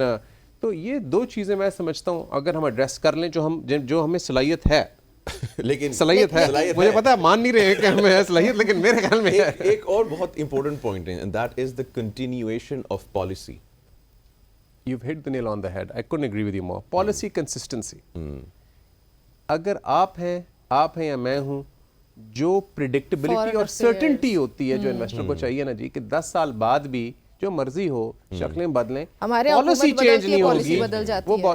हमारा तो फॉरेन यही अनफॉर्चुनेट है। पीएमएलएन में वो कुछ और था, पीटीआई में वो कुछ और था, अभी पीएमएलएन में वो एक बार फिर से कुछ और होने जा रहा है। सो चाइना को भी ये जाके कहीं ना कहीं हिट करता होगा। सो चाइना का उस पर क्या ओपिनियन है, क्या पर्सपेक्टिव हमारे सामने आता है फिर उसके बाद? चाइनीज का आप में एक अनवेवरिंग कॉन्फिडेंस रहा है because of a historical partnership. हमारा ट्रैक रिकॉर्ड अच्छा है, thanks to that background track record आपका अच्छा है। आपने उनके कोर इंटरेस्ट्स पे उन्हें सपोर्ट किया, उन्होंने आपके कोर इंटरेस्ट्स पे आपको सपोर्ट किया, और इसमें जो अब मराहल आपको पेश आ रहे हैं and Chinese are facing, they are weathering the storm so far. They are weathering the storm. They are saying ठीक है, we'll go for it, despite the odds. लेकिन एक चीज़ याद रखें, और जो हम यहाँ भी मैं स्टेक होल्डर्स को बताता हूँ कि सेंस ऑफ एंटाइटलमेंट हमें नहीं होनी चाहिए कि वो आएंगे, उनके पास और कोई ऑप्शन नहीं है। It's a very competitive world, कहीं भी जा सकते हैं। जो तिजारत और कारोबार का फैसला होता है वो एक हद तक सियासी बुनियाद पे होता है, उसके बाद वो मार्केट डायनामिक्स आ जाती हैं। ठीक है, तो मैं समझता हूं कि हमने अपनी कंपेटिटिव इंडेक्स जो होती है उसे बढ़ानी होगी। हमें मतलब कर आपके सकते बगल हैं। में आप देख लें ना जी, बगल में देख लें आप, हम लंबी चौड़ी दूर की ना बात करें, हम यूरोप से कंपेयर करते हैं, बांग्लादेश को देख लें, बांग्लादेश को देख लें, बांग्लादेश को देख लें, टक्का देख लें उनका, टाका देख लें, इंडिया देख लें, अफगानिस्तान की करेंसी देख लें। सर इंडिया आप इतना दूर क्यों जा रहे हैं? इतना दूर क्यों जा रहे हैं आप? नहीं, अफगानिस्तान पे थोड़ा वो एक अलग बात है। चले, अच्छा वो अलग बात है। अच्छा आप कहती हैं तुम्हारा। अच्छा, ये अब जो विजिट है ये इम्पैक्ट क्रिएट कर पाएगा, और यहाँ पे मैं इसको जस्ट फॉर डिस्कशन पर्पसेस मैं यहाँ पे इंटरनेशनल मॉनेटरी फंड जो है उसकी recent statements about Pakistan economy और कुछ जो दीगर हमारे दोस्त ममालिक हैं, विदाउट टेकिंग नेम्स, उनकी इस वक्त स्टेटमेंट्स हैं। पाकिस्तान की पॉलिटिकल स्टेबिलिटी के ऊपर एक सवालिया निशान है इस वक्त। तो हाउ इज दिस टूर, ये जो है चाइना का, is going to be fruitful for Pakistan despite this challenges? देखें जी, सबसे पहले तो ये है कि जो डिप्टी प्राइम मिनिस्टर साहब ने स्ट्रेटेजिक डायलॉग को चेयर किया है चाइना के स्टेट काउंसलर के साथ, जो भी उनका भी एक डिप्टी प्राइम मिनिस्टर की तरह लेवल है, he is not only a foreign minister, in fact is a state counsellor, and उसका जो है अहमियत एक ये है कि हमारी जो ऑल वेदर स्ट्रेटेजिक पार्टनरशिप है उसमें जो चैलेंजेस हैं, जो अपॉर्चुनिटीज़ हैं, उसका एक तसलसल है, ये हर साल होती है। ठीक है, लेकिन मतलब कोई नई बात नहीं है, this is a standard procedure, ठीक है, जो हमारे वजीर खारजा और उनके वजीर खारजा को चेयर करते हैं। ठीक है, तो उनके रिसेंटली वजीर खारजा जो है वो चेंज हुए थे, तो उनके एक्चुअली वजीर खारजा नहीं है, तो he is more senior than the foreign minister, the state counsellor, but he is filling in for the foreign minister. वांगी सागडार भी बहुत सीनियर है आजकल माशाल्लाह, सागडार साहब भी बिल्कुल डिप्टी प्राइम मिनिस्टर भी बन गए हैं। बेशक जी। तो वजीर आजम साहब का जो विजिट है जो होने लगा है जून में, उसकी प्रेपरेटरी मीटिंग आपने देखा, एहसन इकबाल साहब भी गए थे अभी बीजिंग सीपैक के जेसीसी की प्रिपरेशन में। मैं समझता हूँ कि इसमें नवाज शरीफ साहब जी, शहबाज शरीफ साहब, इसमें हमारी दो चीज़ें होंगी जो सबसे अहम होंगी। एक है कि हम इस विजिट में क्या सिक्योर कर सकते हैं, और सबसे बड़ा उस बास्केट में मेरे ख्याल में है ML1।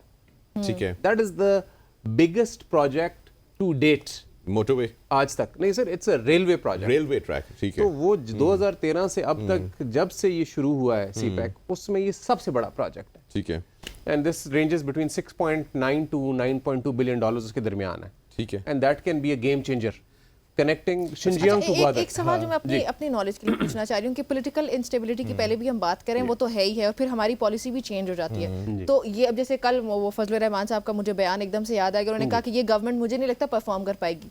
तो ये सिर्फ बयानात नहीं होते, ये हकायक भी होते, और ये हमारे सामने आती रहती है चीज़ें। सो पॉलिटिकल इंस्टेबिलिटी तो है, तो खुदा ना ख्वास्ता ये कहीं ना कहीं जाके वापस उसको हिट तो नहीं करेगा सीपैक को? देखें मैम, सियासी इस्तेकाम जो है वो हर इन्वेस्टर चाहता है। देखें, अगर आप मुझे कहना मुस्तफ़ा आप इन्वेस्ट करें, मैं अगर आपके पास कैपेबिलिटी है आप इन्वेस्ट करें कहीं भी, तो मैं देखूंगा कि एक जगह आई वुड प्रेफर जहाँ सियासी इस्तेकाम हो, तो that goes without saying. Political stability जहाँ होगी, वहाँ सर्टेनिटी होगी, वहाँ प्रिडिक्टेबिलिटी होगी, वहाँ अनसर्टेनिटी नहीं होगी। वो ये नहीं होगा कि 3 साल बाद क्या होगा भाई, ये तो हुकूमत गिर जाएगी। हाँ, हुकूमत गिर जाएगी। तो वो, और इसलिए अगर आप देखें कि साइनोशोर जो है, जो स्टेट ओन्ड इंश्योरेंस ग्रुप है China, which underwrites the projects, all big projects have to be underwritten as you know, उसमें हमारी रिस्क प्रोफाइल हाई है। ठीक है ना, वे high risk country. That's why we have a 6% insurance blanket on all the projects, because we are seen as a high risk country. तो ये हमारा एक मेजर चैलेंज है, और मैं समझता हूँ कि सारे ममालिक के साथ इंगेजमेंट में, including but not limited China, बहुत बेहतरी आएगी अगर सियासी इस्तेकाम, अगर सियासी। अच्छा, यहाँ पे ना एक जो है ना नेशनल क्वेश्चन है पाकिस्तान। मैं एक चीज और ऐड कर दूं विद योर परमिशन, कि एक हमें इसमें एडवांटेज भी है। जो मर्जी पावर में हो, पीटीआई हो या मौलाना हो या पीएमएलएन हो या पीपल्स पार्टी हो, दे आर ऑल, या अस्करी क़यादत भी, they are all on the same page when it comes to China. हालांकि हम बड़े पोलराइज्ड हैं आजकल, लेकिन चीन के ऊपर सारी पार्टियां from the left to the right, they are on the same page. सबको शायद मिला हुआ है, सबने शायद खाया हुआ है, चीनी शायद सबने एक शहद की बोतल एक ही जगह से तो आती है, तो फिर वो why not have it? अच्छा, यहाँ पे जो मैं पूछना चाह रहा था वो दैट इज कि एक नेशनल क्वेश्चन है। जब भी हम जनरली दोस्तों यारों में भी बैठे हों तो वो बातचीत होती है सीपैक से पाकिस्तान को अब तक क्या फ़ायदा हुआ है, और ये मैं समझता हूँ कि एड्रेस होना ज़रूरी है बहुत। तो बिकॉज काफ़ी साल हो गए हैं इस प्रोजेक्ट्स को, अभी कितनी कंप्लीशन हो चुकी हैं, और पाकिस्तान को एट लार्ज इससे कितना मॉनेटरी बेनिफिट हो चुका है, देखिए दूसरे भी बेनिफिट्स जी। देखें, आपको याद होगा जी, पढ़ते हैं द न्यूज़ वीक का एक कवर आया था अब 2013 से पहले, 2011 में ग़ालिबन, उसमें था लिखा, मुझे याद है, कि the most dangerous country in the world is not Iraq, it's Pakistan.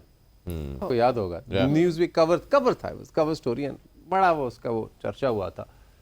उसके बाद आपने देखा कि उस वक्त बड़ी दहशतगर्दी भी थी 2013 में। We had a lot of terrorism, बहुत कराची में ऑपरेशन हो रहा था, बहुत बड़ा, वो हर रोज कोई धमाके की खबरें आ रही होती थी। उस वक्त में चाइनीज ने फैसला किया, आप में वोट ऑफ कॉन्फिडेंस दिया, इन्वेस्ट किया। ये वो दूसरी वोट ऑफ कॉन्फिडेंस की मैं नहीं बात कर रहा, मैं चाइनीज के कॉन्फिडेंस इन योर स्टेट, मेरे ख्याल कंफ्यूज ना हो जाए, कर आपने क्लैरिफाई कर दी, पर हम 2021 पहुंच गए। जी हां, 2021। तो उन्होंने आप में डिस्पाइट दैट उन्होंने कहा कि जी वी विल इन्वेस्ट पाकिस्तान। अब उसमें इन्वेस्टमेंट में बहुत अच्छा सवाल आपने पूछा है जी, कि हमें क्या मिला और क्या खोया, क्या पाया। आप देखें जी कि जनरेटर के बगैर कोई दफ्तर नहीं चलता था, कोई घर, वरना पंखा होता था, या यूपीएस बड़ी सेल्स हुए यूपीएस जनरेटर के इस टाइम पे। Now we don't have a load shedding issue, why? Because of the power plants that were invested in Pakistan. उसमें मैं एक चीज़ एड्रेस करना चाहता हूँ कि हम कहते हैं कि बड़ी महंगी बिजली बेची है, ये कहते हैं ना, बहुत महंगी जी बिजली हमने वो कर दी है, और चाइनीज़ को हमने वो बड़ी टैरिफ जो है वो बड़ा आपने अट्रैक्टिव दिया, लेकिन उसमें कंज्यूमर्स मारे गए। हमने जो टैरिफ पॉलिसी गवर्नमेंट पाकिस्तान ने जो दी, it was across the board to all investors. आप भी लगाते कारखाना, आपको भी उस वक्त वही टैरिफ मिलना था, उसमें एंग्रो ने भी लगाया, पाकिस्तानी कंपनीज ने भी लगाया, बाकी कंपनीज ने भी लगाया, चाइनीज ने सीज्ड द अपॉर्चुनिटी। एक तो it was across the board tariff. दूसरा आपने ये किया कि आपकी कुछ आर्टरीज थी कि intra Pakistan roads, Sukkur to Multan जो बन गया, इसका जहां से आगे कराची टू लाहौर हुआ है। जी बिल्कुल हुआ, पहले नहीं होता था ना जी, नहीं था। आपने देखा कोविड में लोग जहाज से नहीं ट्रैवल करते थे, they started coming by car from Karachi during Covid, that's thanks to CPEC. Interior Sindh connected with southern Punjab thanks to CPEC. आप कभी गए जाएं, अगर I go hiking every year, मैं अप नॉर्थ जाता हूँ, तो वहाँ आप अगर टनल्स देखें और उनके मोटरवेज देखें, केएच के और Attabad, it's gorgeous, very beautiful. And sir, जो जीबी के लोग हैं, interestingly, they can drive into Xinjiang, you can drive into China without a visa. That's very nice. So बहुत सी चीजें हुई हैं। ग्वादर आप देखें, हम कहते हैं ग्वादर में कुछ हुआ नहीं, पहले तो आप और मैं कभी ग्वादर की बात ही नहीं करते थे, हमें पता ही नहीं था ग्वादर भी है, एग्जिस्ट भी करता है। फ्रैंकली स्पीकिंग, कौन बात करता था ग्वादर की जी? कोई नहीं बात करता था। आप थर की बात करते थे, हम कहते थे थर जी बड़ी डेड कोल है वहाँ। अब एक तो कह सकते हैं ना कि ग्वादर तो डिस्कवर हुआ है, ग्वादर डिस्कवर हुआ, अब वहाँ सऊदीज भी आ रहे हैं, अब वहाँ और भी आ रहे हैं, वहाँ पोर्ट ऑपरेशन हो गया, इट्स ऑपरेटिंग नाउ। थर का मुझे याद है, हमारे एनर्जी एक्सपर्ट्स बड़ा बोला करते थे जी कि हम अनफॉर्चुनेटली जी थर में बड़ा लो क्वालिटी कोल है। आपको याद होगा थर वो जी डेजर्ट है, वहाँ यही हम पढ़ते थे कि जी वहाँ फैमिन आ गया है, वहाँ ड्राउट आ गया है, यही आती थी ऐसी खबरें आती थी। जी 2000 मेगावाट वहाँ से बन रहे हैं। That's very good. और वहाँ आपको कभी लेके भी चलेंगे। I have had the privilege of visiting local women from the Hindu community. They are making meals and they are driving coal dumper trucks. Wow. लेकिन वो मसला ये है, जंगल में मोर नाचा तो किसने देखा। मसला ये है कि हमने सही तरह उस तरह कम्युनिकेट जिस तरह करना चाहिए नहीं किया है, और उस पे अनफॉर्चुनेटली प्रोपेगेंडा बहुत है और ममालिक से मिस इन्फॉर्मेशन बहुत ज्यादा है। दूसरा सर एक और मैं विद योर परमिशन एक पॉइंट एड्रेस कर दूं, डेट का। कहते हैं डेट हो गई जी बड़ी हमारी। आपका सर सर्कुलर डेट का मसला इट प्रीडेट्स सीपैक। सर्कुलर डेट का जो बड़ा पुराना मसला है, उसे आपने इससे लिंक कर दिया जी। चाइनीज आपकी प्रिडोमिनेंट डेट जो है ना जी, आपकी अबाउट 30% है टू चाइना। ठीक है, बाकी सारी आपकी टू ब्रेटन वुड्स इंस्टीट्यूशंस हैं, world bank, IMF। we've got less time गुफ्तगू करने में बड़ा मजा आ रहा था आप लोगों के साथ, बहुत इन्फॉर्मेटिव थी। एंड आई होप कि ख़वातीन और हज़रात ने सीपैक और उसके हवाले से जो मिसकंसेप्शन से या मिस इन्फॉर्मेशन थी वो दूर हुई होगी। पाक चीन दोस्ती जिंदाबाद। और मुस्तफ़ा साहब भाई का बहुत बहुत शुक्रिया अदा करते, thank you so much for being with us.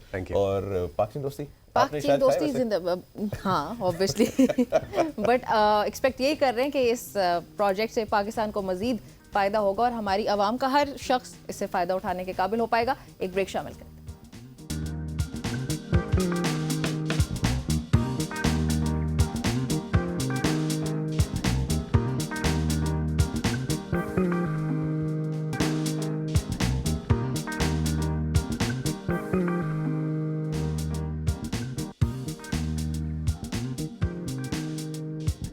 Welcome back जी ख़वातीन और हज़रात, एक बार फिर आप सबको खुशामदीद कहते हैं। और निमरा आजकल जो है मौसम बहुत अंगड़ाइयाँ ले रहा है, लिटरली बहुत कंफ्यूजिंग है।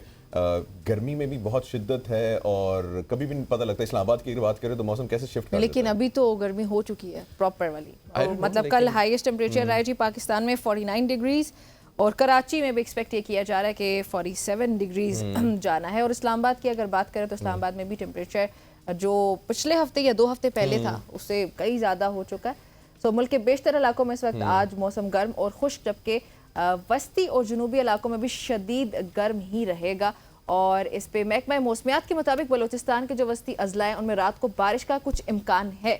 अब गुज़श्ता रोज़ भी मुल्क में सबसे ज़्यादा, जैसे मैंने आपको बताया कि दर्जा हरारत वो 47 डिग्री सेंटीग्रेड रहा है दादू में, और उसके अलावा जैकबाबाद 45, सखर, सिब्बी, लाड़काना, खानपुर, खैरपुर हो गए ये 44, मुल्तान और हैदराबाद में 42 डिग्रीज रिकॉर्ड किया गया है। और इसी तरह लाहौर, फैसलाबाद या दीगर शहरें, कराची, इस्लामाबाद 37 डिग्रीज रहा, कोयटा 33 रहा। सो ये जो टेम्परेचर इस वक्त ज़्यादा से ज़्यादा देखा जाए तो एक हीट वेव जो है वो हमने पहले भी इसकी डिस्कशन हुई थी क्लाइमेट चेंज की वजह से। बहरहाल मजीद अपडेट लेने के लिए हमें ज्वाइन किया हुए सरदार सरफराज साहब ने, चीफ मेट्रोलॉजिस्ट है, उन्हें खुशामदीद कहते हैं। सरफराज साहब अस्सलाम वालेकुम, गुड मॉर्निंग। जी वालेकुम अस्सलाम। और सरफराज साहब ये बताइएगा कि अब ये जो मौसम है और मौसम में जो गर्मी की शिद्दत है, इसमें मजीद इजाफा देख रहे हैं हम आने वाले वक्तों में?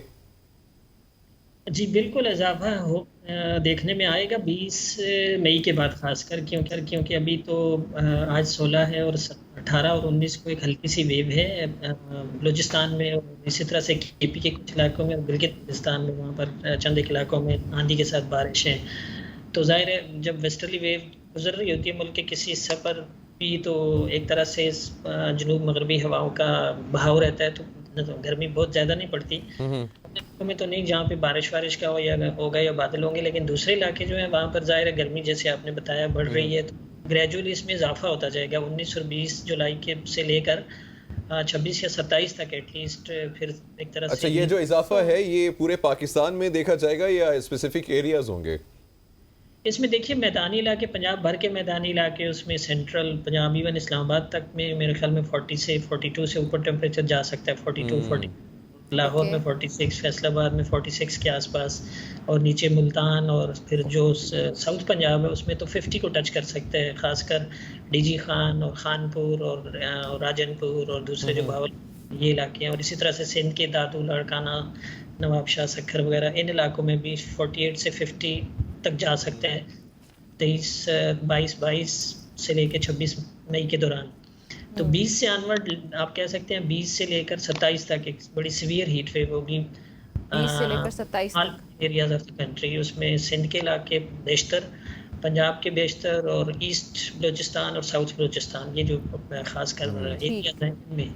चलें 20 से लेकर 27 तक ज़्यादा गर्मी रहेगी। सरदार साहब आपने अपना वक्त दिया, आपका बहुत शुक्रिया। और अनीसा की जाने बात वज़ाहियात हैं। अनीसा, अभी आपने सुन लिया कि 20 से लेकर 27 तक गर्मी बहुत बढ़ने लगी है, हीट वेव की एक नई जो इसकी इंटेंसिटी है वो ज़्यादा होने जा रही है। सो हमारे जो नाज़रीन इस वक्त हमें देख रहे हैं, बताएं कि कैसे उससे कोप अप कर सकते हैं। लकीली अल्लाह ताला ने हमारे मुल्क में इसका तोड़ रखा हुआ है। जिस तरह का क्लाइमेट होता है उसके जो एग्रीकल्चरल प्रोडक्ट्स होते हैं, यील्ड्स होती हैं, वो उसी के मुताबिक होती हैं।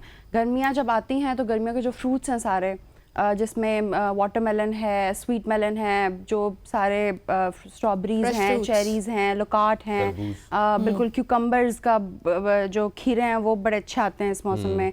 ग्रीन वेजिटेबल्स इस सीज़न में अच्छे आती हैं।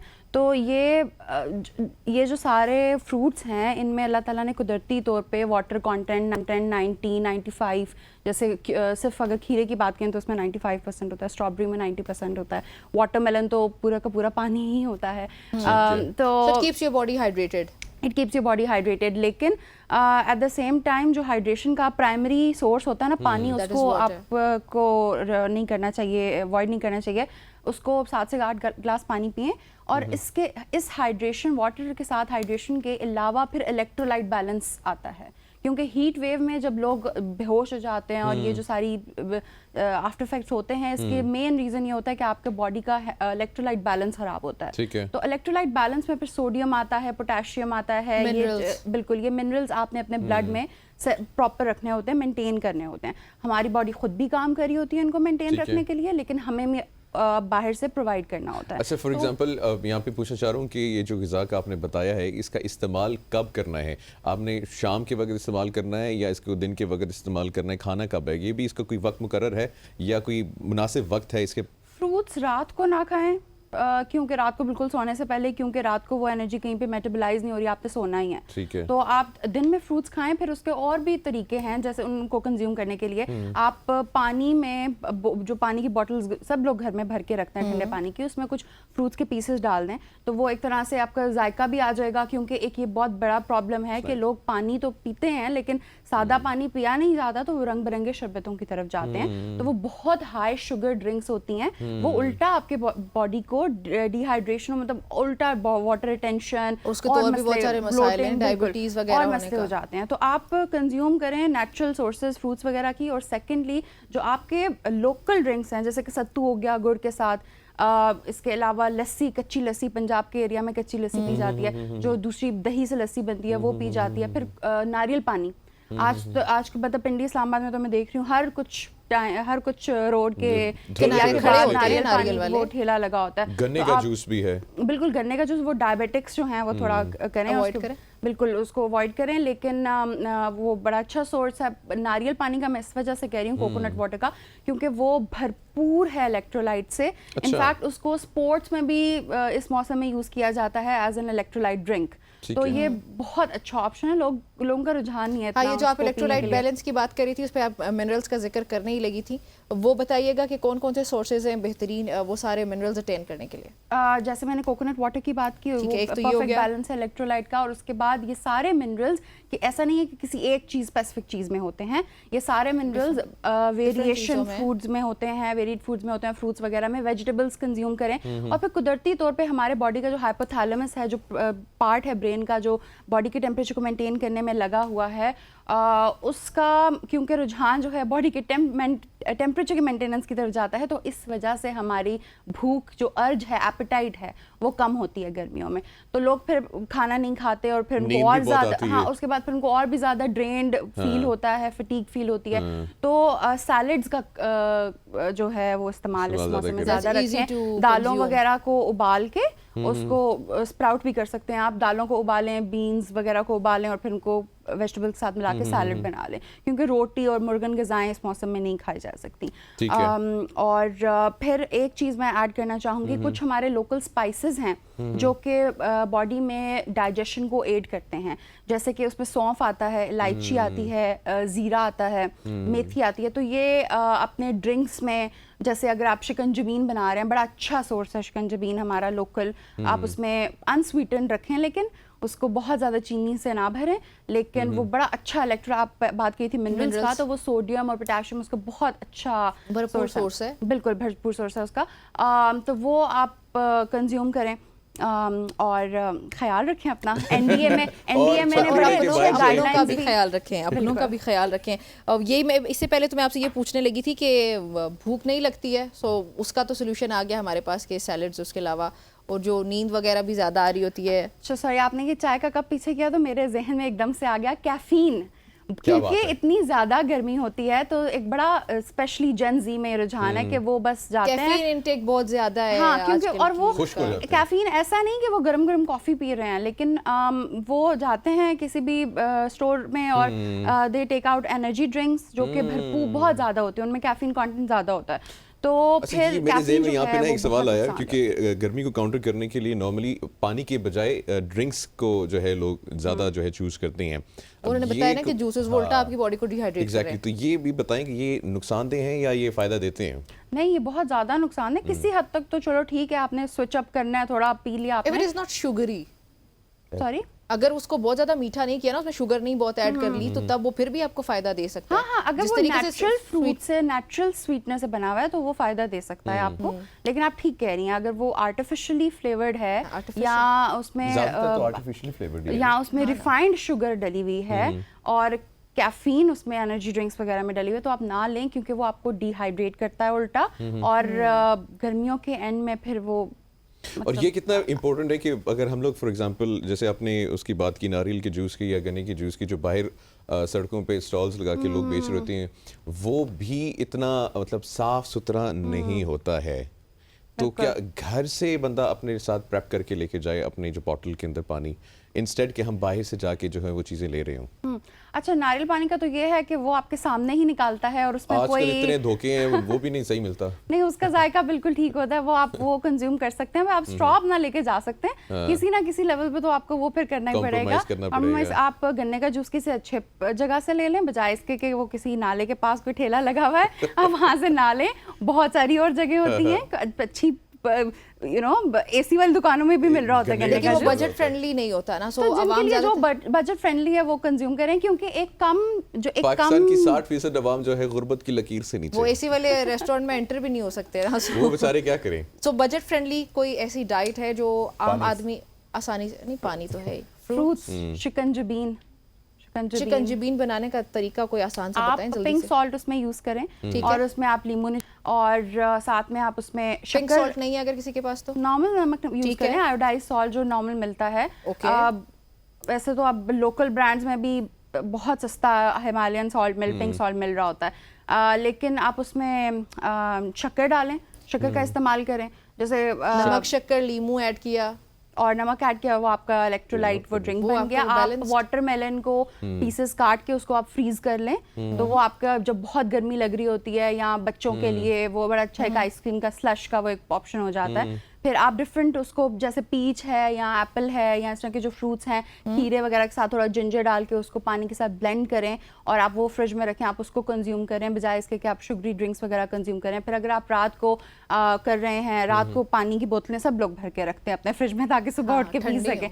हाँ, तो आप उसमें कुछ फ्रूट्स के स्लाइस, जैसे अब मीठे आने वाले हैं, उसके स्लाइसेस, लेमन के स्लाइस, कुछ वाटरमेलन डाल दिया, मिंट, बिल्कुल आप उसमें मिंट के लीव्स, मिंट बड़ा अच्छा सोर्स है, पेपरमिंट होता है उसमें, जो कूलिंग इफेक्ट होता है उसका, तो आप उसमें मिंट डालें, तो वो वैसे तो वो डिटॉक्स वाटर के तौर पे उसको वो यूज किया जाता है, लेकिन वो बड़ा अच्छा हाइड्रेशन का, विटामिन्स का वो वाला सोर्स है। यहाँ पे एक नॉर्मल चीज जो मैंने सुनी है नॉर्मली, दैट इज कि ठंडा पानी नहीं पीना चाहिए। सो और आप बोतलें भर के रखती हैं।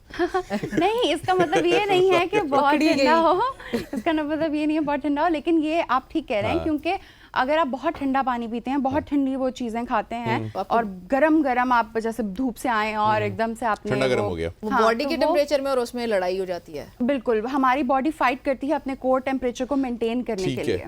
चलें जी, ठंडा पानी नहीं पीना चाहिए। Thank you very much Anisa Suhail for being with us.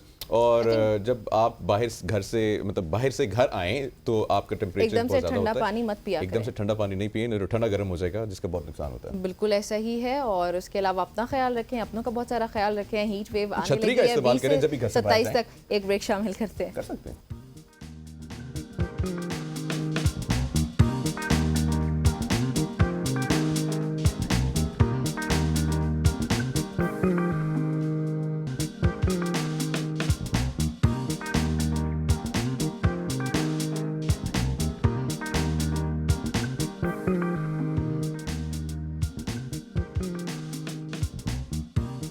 Welcome back everybody. अच्छा, कल वज़ीर इत्तलात पंजाब अज़मा बुखारी ने कहा है कि हत्या इज़्ज़त का नया कानून लाने पर सब मुत्तफ़िक हैं। नया कानून सोशल मीडिया पर भी लागू होगा। उन्होंने क्या कहा, आपको पहले वो सुनवाते हैं। ऐसा लॉ हो तो ये बात तो एक सेटल्ड फैक्ट है कि एक नए डेफिमेशन लॉ की ज़रूरत है, और ऐसा लॉ हो जिसके अंदर ये सबसे बड़ी बात जो एक मैं खुशखबरी है जो मैं आप सबको बताना चाहती हूँ, इस नए डेफिमेशन लॉ के अंदर पुलिस का, किसी जेल का, किसी गिरफ्तारी का, किसी किस्म का कोई भी इसके अंदर कोई किरदार नहीं है। ये एक ही पेशी के अंदर होगा। एग्रीव्ड आदमी को जिसका प्रॉब्लम है कि मेरे साथ ज्यादती हुई है, ना किसी दूसरे फ्रीक को जिसके ऊपर इल्ज़ाम लगाया उसको भी कोई लंबे चौड़े जो है वो चक्कर लगाने की ज़रूरत होगी। अच्छा, इसकी जो टोटल ड्यूरेशन है वो 180 डेज़ है। इस 180 डेज़ के अंदर इस पूरी प्रोसीडिंग्स को कंप्लीट होना है।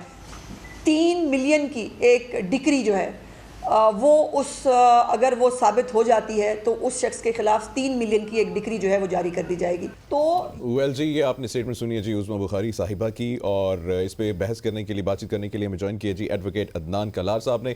अदनान साहब अस्सलाम वालेकुम, खुशामदीद, गुड मॉर्निंग। जी वालेकुम अस्सलाम, गुड मॉर्निंग। अच्छा अदनान साहब, सबसे पहले तो ये बताएं, ये जो बता रहे हैं कि जी हम नया कानून लेकर आ रहे हैं, और मुझे अगर याद पड़ता तो ये बड़ा पुराना कानून है डेफेमेशन का।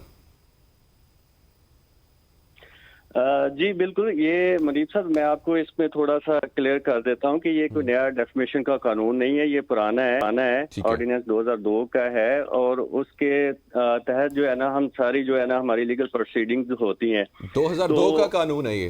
जी 2002 का है। तो ये इनको नया क्यों कह रही हैं? ये बस पता नहीं उज़्मा बुखारी साहिबा क्यों इसको नया कह रही हैं, अपने कोई सियासी फायदे लेने के लिए या अपने कोई रेटिंग बढ़ाने के लिए कह रहे हैं। ये तो पुराना कानून है। मैं भी यही पूछना चाह रही थी कि हमारे मुल्क में तो इतने सारे कवानीन पहले मौजूद हैं, अफसोस की बात ये कि वो लागू नहीं होते, ऊपर से आप एक और कानून लेके आ रहे। चले बिलफर्ज नया ही सही, लेकिन वो खैर उन्होंने साथ ये भी कहा है ना कि सब इस पर मुत्तफिक है। तो ये कौन मुत्तफिक है, कौन सी सियासी जमातें हैं ऐसे? देखें, कोई भी जब नया लॉ लेजिस्लेट होता है ना, उससे पहले हाउस कॉल होता है और 21 डेज का जो है ना वो समन होना होता है, ठीक है। तो वो 21 डेज में अगर हाउस कॉल होना है, इतना टाइम ड्यूरेशन चाहिए होती, उसमें जो नेशनल असेंबली है उसमें ये बिल पेश किया जाता है, ड्राफ्ट किया जाता है, ठीक है। ड्राफ्ट करने के बाद वो बिल जो है ना हाउस में पेश करना होता है, उस पे अपोजिशन की भी राय आनी होती है, और अगर बिल पास हो जाता है तो वो फिर सेनेट में चला जाता है, और सेनेट के बाद फिर वो प्रेसिडेंट ऑफ पाकिस्तान के बाद साइन होने के बाद वो लॉ बन जाता है, ठीक है। तो ये बड़ा एक लंबा चौड़ा प्रोसेस है, और ये तो ऑलरेडी एक लॉ बन चुका हुआ है डेफिमेशन पे, और वो इस पे सेक्शन 3 है जो रॉन्गफुल एक्ट्स हैं या पब्लिकेशन है या सर्कुलेशन है या फॉल्स स्टेटमेंट हैं या कोई विजुअल्स हैं या जो इस तरह की कोई भी मतलब ऑरल है या रिटन कोई स्टेटमेंट्स हैं किसी भी जो शख्स को नुकसान देते हैं, तो उसके खिलाफ जो है ना डेफिमेशन के सेक्शन 3 है, और जो 8 है ठीक है। अच्छा, इसका बैकग्राउंड अदनान आप क्या समझते हैं? दो आप एडवोकेट हैं, लेकिन मैं आपसे एक पॉलिटिकल क्वेश्चन पूछ रहा हूँ। इसका बैकग्राउंड आपको क्या समझ में आता है? क्योंकि उस्मा बुखारी साहिबा की ये जो स्टेटमेंट है, प्रेस कॉन्फ्रेंस थी, और इससे पहले जो है हमने देखा है चीफ मिनिस्टर को सोशल मीडिया के ऊपर बहुत ट्रोल किया जाता है, और उनकी जो मतलब टिकटॉक्स हैं, बड़ी चीज़ों से उनको जो है कहा भी जाता है अनफॉर्चुनेटली। तो ये एक बैकग्राउंड हो सकता है उसको काउंटर करने के लिए पॉलिटिकली? देखें, यही मोटिव बिहाइंड जो है ना इसका यही है, ठीक है। इसके बैकग्राउंड जो है, चीफ मिनिस्टर साहब जो है आजकल टिकटॉकर चीफ मिनिस्टर बनी हुई है, और वैसे भी हम तो मानते नहीं है इनको, डिफेक्टो वजीर आला है, चूंकि फार्म 47 की पैदावार है। तो ये सारी चीजें जो अगर जनरली भी देखी जाए तो ये अपने पॉलिटिकल बेनिफिट्स लेने के लिए ये सारी जो है ना पाबंदियां लगाई जा रही हैं। पब्लिक के पास है क्या है? पब्लिक के पास सिर्फ एक चीज है, वो सोशल मीडिया है, और सोशल मीडिया पे भी आपको फ्रीडम ऑफ स्पीच नहीं है, तो यहाँ आप वहाँ पे भी अपने आजादी इजहार राय नहीं बयान यही कानून इनके ऊपर भी लागू होगा? बयान करनी होती है अदनान, यही कानून इनके ऊपर भी लागू होगा? क्योंकि ये भी अक्सर काफी स्टेटमेंट्स देते हैं जिनके कोई सर पैर नहीं होते। जाहिर है कानून तो सब पे लागू होता है, रूल ऑफ लॉ जो होता है वो तो सब के लिए, none is above the law है, ये एक टर्म है, तो लॉ से ऊपर तो कोई भी नहीं है। लेकिन मेरा ख्याल है ये स्टेटमेंट तो ऐसे दे रहे हैं जैसे इन पे ये लागू नहीं है, ये उल्टा इनको ही महंगा पड़ेगा। कई ऐसी इन्होंने स्टेटमेंट दी हैं। आप डेफिनेशन के एक सिंपल सी मैं आपको मिसाल दे देता हूँ। पिछले एक साल से 300 प्लस डेज से बानी पीटीआई चेयरमैन इमरान खान वो जेल में है, ठीक है। उस पे कितने इल्जाम लगाए गए, उन पे अल कादर ट्रस्ट का केसेस बनाए गए, साइफर के केसेस बनाए गए, और मतलब 200 प्लस के करीब केसेस जो है ना, जो फेक एंड फिक्टिशियस केसेस हैं, जिनमें आज तक वो ये साबित नहीं कर सके, ये सारे इल्जाम हैं। तो ये इनके अगेंस्ट तो डेफमेशन भी, जाहिर है इन्होंने झूठे इल्जाम लगाए हैं, तो डेफमेशन के केसेस भी फाइल किए जा सकते हैं, ठीक है। और ये जाहिर है ये कानून अगर लेजिस्लेट कर रहे हैं तो इनको भी इसका खमियाजा जो है ना इनको भुगतना पड़ेगा। अच्छा अदनान, हमारे पास वक्त कम है, हमारे नाज़रीन के लिए मैं चाह रही हूँ कि आप थोड़ा सा एक्सप्लेन कर दें कि ये डेफेमेशन का क्या है, लाइबल के लिए, स्लैंडर के लिए, ये जो कानून पहले 2002 का है आप बता रहे थे, ये है क्या? थोड़ा से कुछ आसानी से एक्सप्लेन कर दीजिएगा। ये बेसिकली कोई रॉन्गफुल डूअर होता है, जो किसी के कोई भी शख्स है जिसके मतलब आप ये कह सकते हैं कि उसके खिलाफ जो है ना हद तक अमेज या इस तरह की उसकी शोहरत खराब करने के लिए कोई ऐसे अल्फाजात डेफमेटरी इस्तेमाल करता है, वो चाहे रिटन हो चाहे और वो लाइबल स्लैंडर उसी में आता है। हाँ, और ये तो लाइबल स्लैंडर्स वगैरह इसकी काइंड्स आ जाती है ना डेफमेशन की, ठीक है। तो इसकी दो अकसाम होती हैं, वो एक सिलेंडर है, एक लाइबल है। तो लाइबल बेसिकली सिलेंडर जो है वो फॉल करती है कोई ओरल स्टेटमेंट के लिए, वो एक्शनेबल है, एक्शनेबल बाय सिलेंडर है, ठीक है। यानी कि आप ये कह सकते हैं कि कोई भी ओरल स्टेटमेंट है दी जाए तो उसके अगेंस्ट जो है ना सिलेंडर प्रोसीडिंग के तहत जो है ना कार्रवाई कोई भी मतलब अमल में लाई जा सकती है। एक वर्बल है और एक नॉन वर्बल है, तो ये सोशल मीडिया इसमें फिर पीका के अंडर आता है? जाहिर है वो पीका एक साइबर क्राइम एक्ट या इस तरह के सारे जो मामलात हैं वो पीका के अंडर आ जाते हैं। वो 2016 के एक्ट है, तो वो एक डिफरेंट चीज आ जाती है। इस तरह पेमरा लॉज भी हैं, वो भी एक कोई भी मतलब आप ये कह सकते हैं कि रॉन्गफुल जो भी एक्ट हैं या पब्लिकेशन या सर्कुलेशन या फॉल्स स्टेटमेंट है, बहुत बहुत शुक्रिया, हमें बहुत शुक्रिया हमें ज्वाइन करने के लिए। और हज़रात, ये जो एक नया पुराना लॉ है जिसको एक नई शेप दे के जो लेकर आया जा रहा है, डेफेमेशन का हत्या की इज्जत का जो कानून है, और डेफिनेटली वो लोग बहुत ग्राउंड टू अर्थ हैं और ऐसे कानून वो लेकर आ सकते हैं। बहरहाल अब आगे बढ़ते हैं और आगे बढ़ते हुए एक स्टोरी आपके साथ शेयर करते हैं। जी, मारूफ फैशन डिज़ाइनर, उनका नाम आपने भी मुनीब ज़रूर सुना होगा, मैंने भी और व्यूअर्स ने भी सुना होगा, अली ज़ीशान थिएटर स्टूडियोज़ के जो हेड हैं, उन्होंने ये इंकशाफ किया कि वो सुबह 3 बजे बाथरूम में जेवरात और ताज पहनकर सेल्फी लेते हैं। अली ज़ीशान के अपने फैशन सेंस के बारे में बात करते हुए एक मुख्तसर वीडियो इस वक्त इंटरनेट पे भी वायरल है, वो वीडियो हमारे पास है, आपको दिखाते हैं, सुने आप खुद ही कि वो क्या कह रहे हैं। रात को 3:30 बजे उठ के बाथरूम जाना होगा तो मैं फर्स्ट जैकेट पहनूंगा और थोड़ी ज्वेलरी पहनूंगा, अपनी तस्वीर लूंगा और टियारा पहनूंगा, जाके खुशी करूंगा और वापस आके सो जाऊंगा। मैं रात में सोते हुए भी ऐसा ही होता। इमेज इज वेरी टेंजिबल, जो देखा जा सकता है, और वो है, बट इस बात की जो जड़ है वो ये है कि मुझे लगता है loud is proud, silence is violence. Designer हैं और वो रात को जब बाथरूम जाते हैं तो वो जेवरात पहन के जाते हैं और ठीक है। कपड़े तो बड़े खूबसूरत होते, वो अलग बात है, महंगे no further comments your honour. इस पे मजीद जो है कुछ भी नहीं कहते। और नेक्स्ट स्टोरी पे चलते हैं। नेक्स्ट स्टोरी बताएं जी। नेक्स्ट स्टोरी है जी, चंडीगढ़ इंडिया में एक सड़क फरोश का अनोखा कारनामा हमारे सामने आया। वो ये कि डीजल ईंधन में तले हुए पराठे। अच्छा, ये मैंने देखी थी और ये जी पेट्रोल और डीजल से पराठे बनाता है।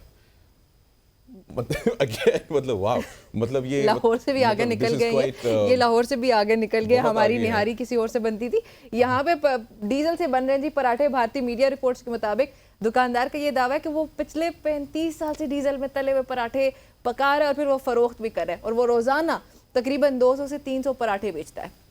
तो ये वीडियो है डीजल में पराठे बनाने की वीडियो पे सोशल मीडिया पे भी वायरल हुई है और वीडियो में ये देखा भी जा सकता है कि दुकानदार जो है वो कैन से निकाल रहा है वो डीजल के। मैं स्पीचलेस हूं इसके ऊपर पे क्या कमेंट्स कह सकता हूं। और लोग जो हैं वो खा भी रहे हैं, लेकिन आई थिंक या तो उनको पता नहीं है, उनको दिख नहीं रहा होगा, या ये इन्होंने अभी इंकशाफ किया है। अच्छा, इसका कुछ टेस्ट भी तो होता ही होगा ना, पेट्रोल का जायका आ रहा होगा पराठों में। मतलब आप खा रहे हैं, आपको पता नहीं चल रहा है। डीजल का भी टेस्ट होता है, स्मेल भी होती है, तो आपको मतलब पता तो चल जाता है। पिछले 35 साल से कैसे, खैर ये ऑड न्यूज तो ऑड न्यूज ही होती है। So I think that's just an odd news. वो देखिए वो सामने वो पका रहा है, पेट्रोल डाल के डीजल डाल के जो है पराठे बना रहे हैं। एक और मुझे लगता है कि सोशल मीडिया पे आजकल बहुत सारी खबरें जो ऑड न्यूज़ इस तरह की आती रहती हैं हमारे सामने, ये शोहरत पाने के लिए भी होती हैं। क्योंकि 35 साल से आई डोंट थिंक सो के 200 से 300 पराठे अगर आप एक दिन में, हाँ एक दिन में आप अगर 300 पराठे बेच रहे हैं और वो 300 लोग अगर खा रहे हैं, तो वो 300 में से किसी को कभी भी नहीं पता चला। मल्टीप्लाइड बाय 35 ईयर्स के 365 एक साल के दिन है, आप मल्टीप्लाई करके देख लें। चलें ख़वातीन और हज़रात, ये इसी न्यूज़ के साथ जो है अब हम एक प्रोग्राम के इख्तिताम की तरफ चलते हैं। आज बड़ा अहम दिन है पाकिस्तान की सियासत के लिए, आप सब के लिए, और हम सब देखते हैं जी कि हमारे सामने इमरान खान साहब आते हैं या नहीं। और 11:30 बजे 11:30 बजे का इंतजार हमें भी है, 11 तो हो ही चुके हैं। इजाजत चाहते हैं आपसे जी, अपना और अपनों का बहुत सारा ख्याल रखिएगा और हमेशा याद रखेंगे पाकिस्तान जिंदाबाद।